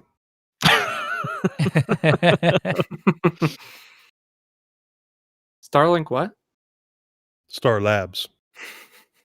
Oh, I was it's just all joking. aluminum. The light is all aluminum. Yeah, even the Mark IV was all aluminum too. They have a nice chassis. Wow. It's got a really cool feel to it. They use aircraft grade aluminum on it, and then they do some kind of blasting technology with the paint job. It comes out really nice. That's Not a really terrible cool. price Yeah. for a laptop. What's that? That's not a terrible price for a brand new laptop. Yeah, I was getting $471. I mean, and for what I want to do it with, I could just take the base model. I don't need anything fantastic. And as far as I understand, these Star Labs are pretty upgradable, right? They're pretty upgradable, and not only that, but they at least in terms of the SSD, they give you an over provisioned one, so you get a bit more room than you would normally get if you just bought a Lenovo or a Dell or something like that. Yeah. And it comes with Linux Mint. You can choose for it to come with Linux Mint. That's pretty cool. Yep, That you can is choose pretty just cool. about any distro for it. As a matter of fact, I haven't seen any distros or none. Maybe Moss can pick something out here, but looking through their list of what they offer, they have just about every mainstream Linux distro here. Oh, that they've tested. I'm looking That at they've the ones that they're willing to pre-install, and that looks to be Ubuntu, Elementary, Linux Mint, Manjaro, MX, or Zorin. That's so all the Ubuntu ones then. So I wonder if you get it with Elementary pre-installed, does that then skirt around their wanting a donation at the beginning of getting Elementary OS? I bet it does. Okay, so to avoid the Elementary OS donation, you have to spend $471 at least on a base model Star Labs Lite MK3, but you won't have to worry about that nag screen. So Right, and just let Star Labs know all of the apps that you'd like pre-installed, so that way you can get around having to pay for those too. Oh man! But the coolest thing about those is that you can charge it with the USB-C, and that I think is that's super nice. They At do that they do price? USB-C charging and also the DC jack charging. Yeah, I saw they the have both. DC jack. Ooh, that's I'm nice. not really a fan of the DC jack, mostly because I'll only have one. But with USB-C, I can totally destroy that cable and just swap it out. Yeah. So that is pretty cool. By the way, this episode not brought to you by Star Labs. We just like talking about it. But it could be, so Star Labs, if you're listening. Hey. All right. Well, that'll do it for Check This Out. We got one announcement as normal. Our next episode will be at 2 p.m. Central U.S. time. That's got to go backwards. U.S. Central time. U.S. Central time on May 2nd, 2021. So if you like getting this straight to your brain as soon as you can possibly get it, that's when the live stream will happen again. We also have a link if you don't know what time 2 p.m. U.S. Central is in your local time zone. Click on the link in the show notes, and we will tell you. Thanks, Londoner, for that. All right, well, Joe, where can we get more of you outside of this podcast? Well, you can catch me on a couple of the other shows. I'm on the Linux Link Tech Show. You can find that at www.tllts.org. Or the Linux Lugcast, www.linuxlugcast.com, although some of the information there is currently incorrect because there's some issues with the Mumble server. You can find me on MeWe, or you can send me an email, jb@mintcast.org. Nice. And Bo's not here this time. Seems like he has deleted all of his deets. I'm going to say deets. Go back to 1999. And he's got Crowbar Kernel Panic here. Josh, you don't have it either. Is there a link? Do you have a link? I could go get it, but I'm lazy. You have an email for it. So oh, you do? What is that? Yeah. It's Crowbar Kernel Panic at pm.me. At pm.me. Cool. Crowbar Kernel Panic at pm.me if you want to get in touch with them. Don't forget they're a gaming-centric mintCast spinoff. So go check them out. Give them a, hey, like and subscribe and hit the bell and do backflip and all that stuff. Smash that like button. Yeah, there you go. Moss is also not here. We're actually pretty thin today. But he is, remember, the new host of Full Circle Weekly News. He's also a host of Distro Hoppers Digest. He writes at It's Moss, the website. You can also find him at MeWe's, his blogs, Bandcamp, and a few YouTube channels. Bardic Triad on Twitter. Zyvala at hosttux.social on Mastodon. Oh, wow, this is so long. Zyvalananda at protonmail.ch. His sponsors, lots of links and show notes, something.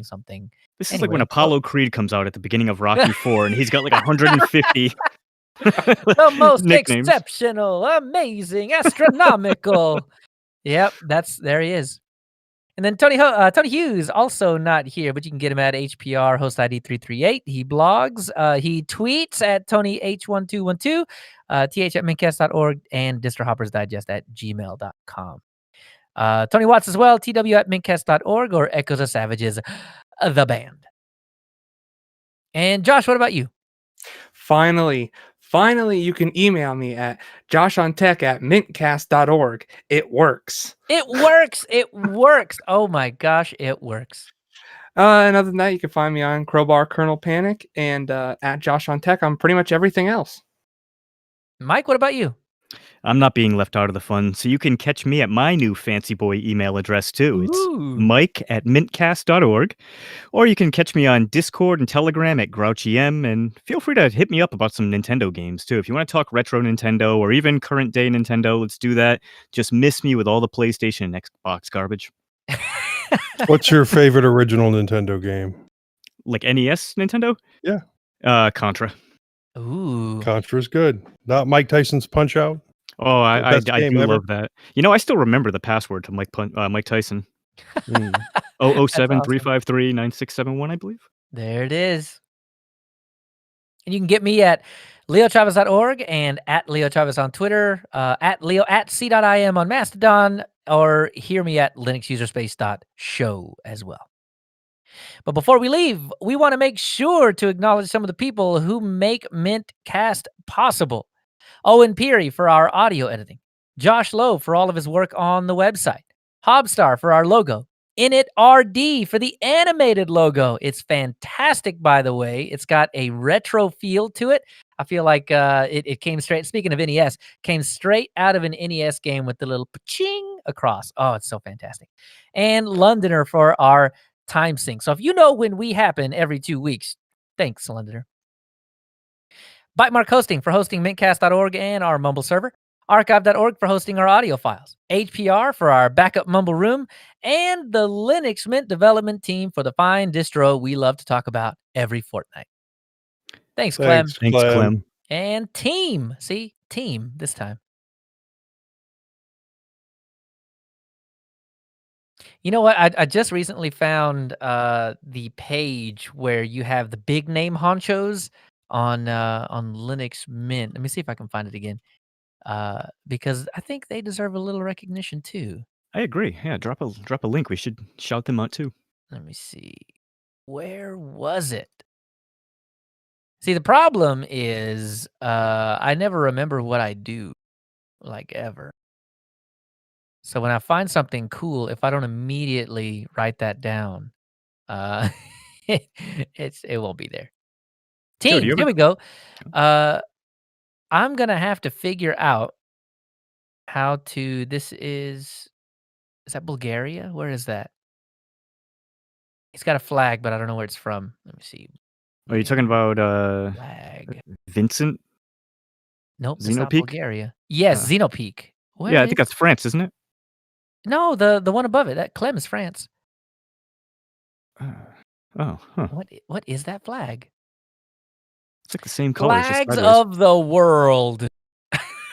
Somebody hasn't been watching Dr. Sheldon Cooper's Fun with finish? Flags. I have. Is everything not. good? Can I stop my recording? You forgot to thank Clem. I already stopped mine. Yeah, where did you go, Josh? Right when we were thanking everybody. My dad called me. I'm like, what the heck? Can't believe it. No excuse. Thank him right now. Cannot believe it. Yeah. You thank Clem right now. Thank you, Clem. Please don't hate me. No. Every time we do the Netherlands. Thank you, Clem, I get reminded of Married with Children. Thanks, Dad. Oh, yeah. It looks like Clem. So in they speak Dutch in the Netherlands, is that right? Yeah. How would you say Vermeulen? I think it's Vermeulen. Vincent Vermeulen. Sounds right to me. But you know what? InitRD is he's from the Netherlands, so he might be able to help with that. Oh, is that true? I don't even know about that. What the heck? I've been talking to him. I did. I was doing voice chat with him earlier this week, I think on Monday or so, and he's from the Netherlands. He's actually a really cool guy. Oh yeah, he's really cool. I knew that much. I did not know he was from the Netherlands. How cool! All of our listeners are really cool guys. So well, that is also true, and That's true. that means you, dear listener, you are cool. And RD, if you're listening still, honestly, thanks so much for that logo. He was like Johnny on the spot with that thing, Dude, because as soon as I posted it, he had the logo up. Minutes, dude. It was Yep. hilarious. A quick thanks, and we might put this back in the show notes, just, whatever. So, obviously Clem, but Vincent Vermeulen from the Netherlands, Zeno Peak, and Oscar799 from the UK. Thanks, guys. Thank you. And those are just the team leads, right? I mean, there's tons more people that are involved in this than just those 3 folks. But hey, eventually we're just gonna have a section where we just read. Oh, actually, here you go. If you go to their GitHub and just click on people, we got Simon Brown, Cobb Ninja, Stephen Collins. Skipping Michael over some of the names. Yeah, Michael Webster. There's Vincent, Nico Kraus, Kobinja. Frederick. Cobb Ninja. That's cool. Oh wait. Oh yeah, you're right. Kobinja. Kobinja. I feel like I feel like Cobb Ninja's like cooler though. But if it's his name, your name is cool. But Cobb Ninja just sounds cool. It's like you're a spider ninja. Yeah. Instead of Shrek and you throw corn on the cob. Hey, see, there you go. Oh no, it's those little corn on the cob things with the little pokies in them, so you can eat the cob, right? Bro, those are your little shurikens. Like, corn jab. All right, yeah. If you haven't stopped your recording by now, whoops. I think mine's uploaded by now. Mine's uploading. Yeah. Last minute left. Londoner, it is in the Discord. If you are involved near Discord, that's where it is. Hover over our little, and you get that. You're cutting in and out there. Yeah, I am. Yeah, a little bit. Oh no. Which episode is this? 359. 359. Cool. Londoner, mine's up there. It's in Discord. Just go to Discord. If you haven't joined our thing, there should be a link somewhere. Go click on that, and pa-ching, you'll see it. That's the sound it makes. You just can't hear it.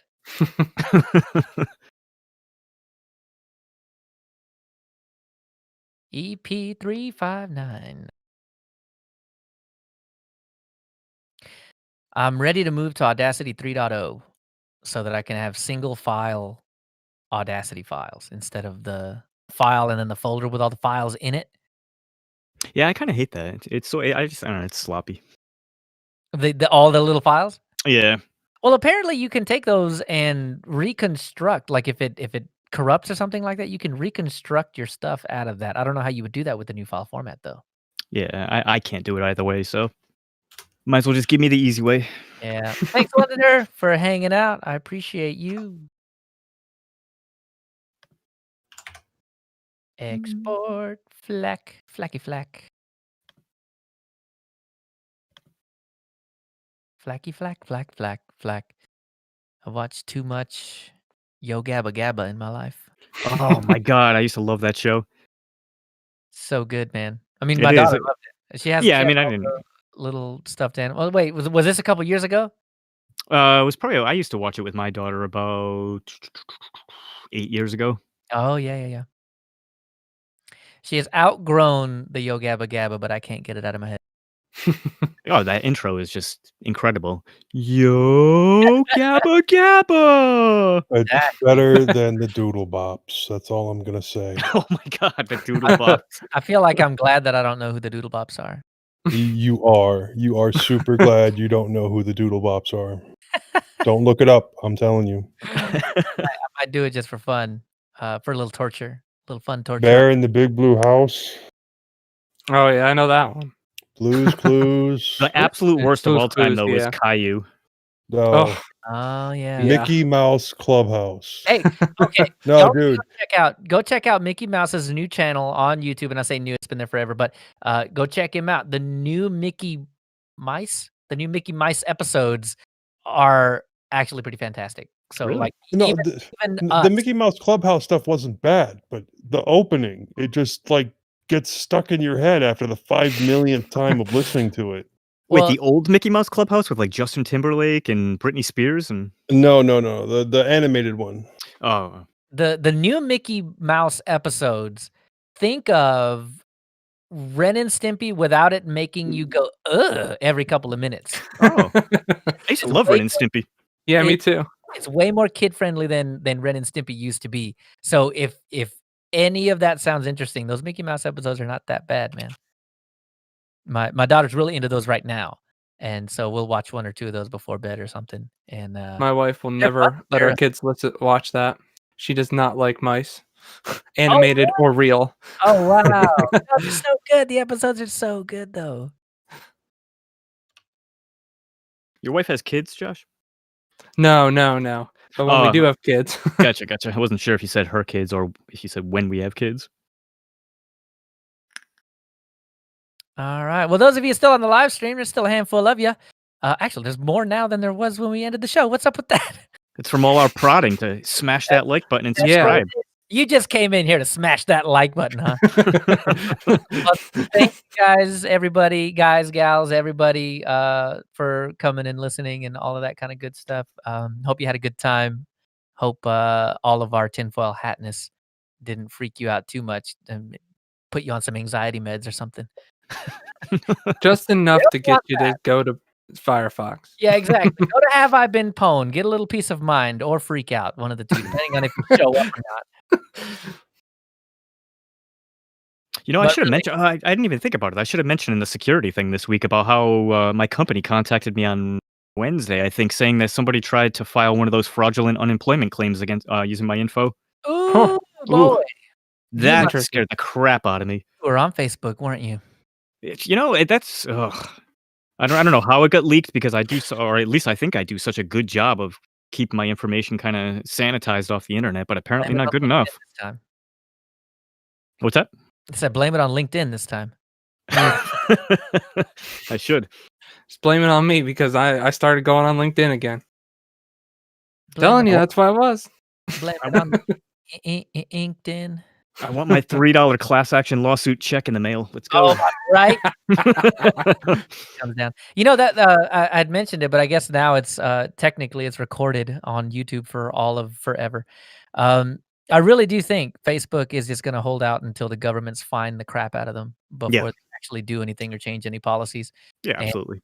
most countries do not have legislation that would give the government teeth to enforce any of that, except for maybe something like the GDPR. Right. Tony was talking to us about the UK does not fall under the GDPR anymore because they're not under Euro law anymore, but they had their own prior to GDPR, so it might fall under that.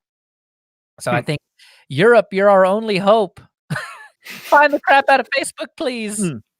Well, California's working on their own regulations now, so that'll be good because that should spread to the rest of the U.S. once they've had that finalized. Well, not without a bunch of hemming and hawing about how California is trying to do, I don't know, crazy kale things. By the way, I think the show worked out really great today, doing it on Discord, on video, and all that. Yeah. You know, I feel like it was more personal on Discord. Yeah. I forgot to mention it. The reason I forgot to, I don't know the reason I forgot to mention it, I just forgot. But the reason I wanted to mention it was because I was going to pitch. You did mention it right at the beginning of the show about possibly doing video to YouTube. Right. Well, and not only that, but I wanted to pitch people that don't want to be on YouTube, but that also have a Discord account can just hop into the channel but not talk, so they can use it as a listening room to not, just to keep everything on Discord. Well, I think we have to be careful with that because we have limited spots in here. I don't know exactly where it says it, but I saw it earlier. Yeah, we're taking up like 6 of 24 or something like that. If you can't make a listening booth, then probably don't do it, because you will get a lot of people that just come on and will start talking. And yeah, you can mute them, but the server permissions will disallow them in their group to talk. Oh, so okay. They can join but not talk, and you can do that. What are we trying to be, Jupiter Broadcasting? will that cause limitation, or will that cause bandwidth issues? That's what I'm Not wondering between too. us, no, because Discord is, it's in the cloud and it's got all failover and what do you call that? What do you call that when Amazon's Redundancy. like, hey, we're gonna totally charge you more, but hey, we're giving you more service. What do you call that? Scale, elastic. It's Elastics. whatever scaling. So all that is a thing. We can try it and see what happens, and then we end up going back to Mumble. I mean, to be honest with you, that's totally a possibility, man. But Or Jitsi. We can start up a Jitsi. did you know Oracle will give you 2, not 1, 2 VMs for free for life? They're not great, but they're VMs, and it will Great. humble. It's And enough then bandwidth and enough what do you call that? So like a terabyte of Transfer. That's it. That's the one. A terabyte or like more than a terabyte of transfer, I think. So I mean, we could crank it all the way up to 128K or 256K or something like that and not have And to if worry each one of us has an account, we can jump to the next one when that one fills up. that. See? and then we can have a whole episode about how Oracle sued the crap out of us. Do that. But I mean, but it would be a 10-year-long case, so it's fine. Exactly. we'll keep doing this show for 9.5 more years until they sue the crap out of us. So that actually fine. Know what's going to happen with that, and then we'll have our farewell. As we hand it off to the next host to get sued. Yeah, right. But if nothing else, the audio went well as far as through Discord to go to YouTube. So next time we might give video a go. Yeah, my connection was rock solid the whole time. I never dropped or wavered once. So I'm gonna have a little during weird the show like, right now. snafu, but Right now, I'm getting some weird connection issues with you guys. Like Leo, you sounded very choppy and spotty, and then for a second there, Mike sounded really spotty and choppy. It seems to be when two people are talking, it kind of gets a little weird. Yeah. It's the echo cancellation and the noise cancellation. Maybe, yeah. Mm. But yeah, I did have a spot where you guys all froze for like about, I don't know, maybe like 10 seconds, and then it came back and it was fine. That was about it. That was the only snafu I saw. Oh, well. All right. Well, I think I got all my files. So all in all, good show, and did not go quick like I thought. Yeah.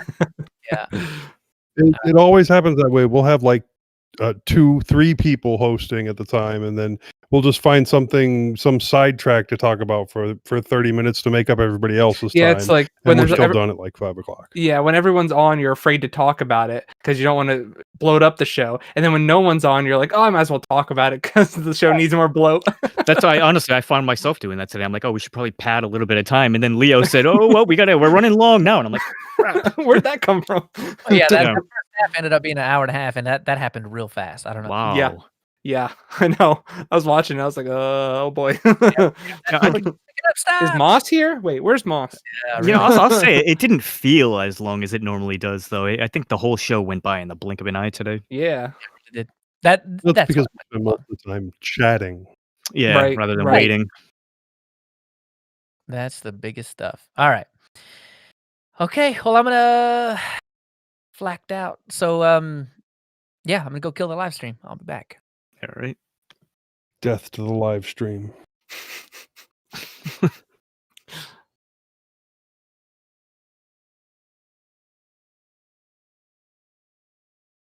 Good thing I had my portable battery charger with me. I looked down at one point about halfway through the show and saw that my laptop was on 12% battery. Ooh. I'm like, oh crap. I was like my old phone when the battery started going, it would get down to be like anything under 30%. You never knew when it was going to. So basically, you might as well treat 30% as 0.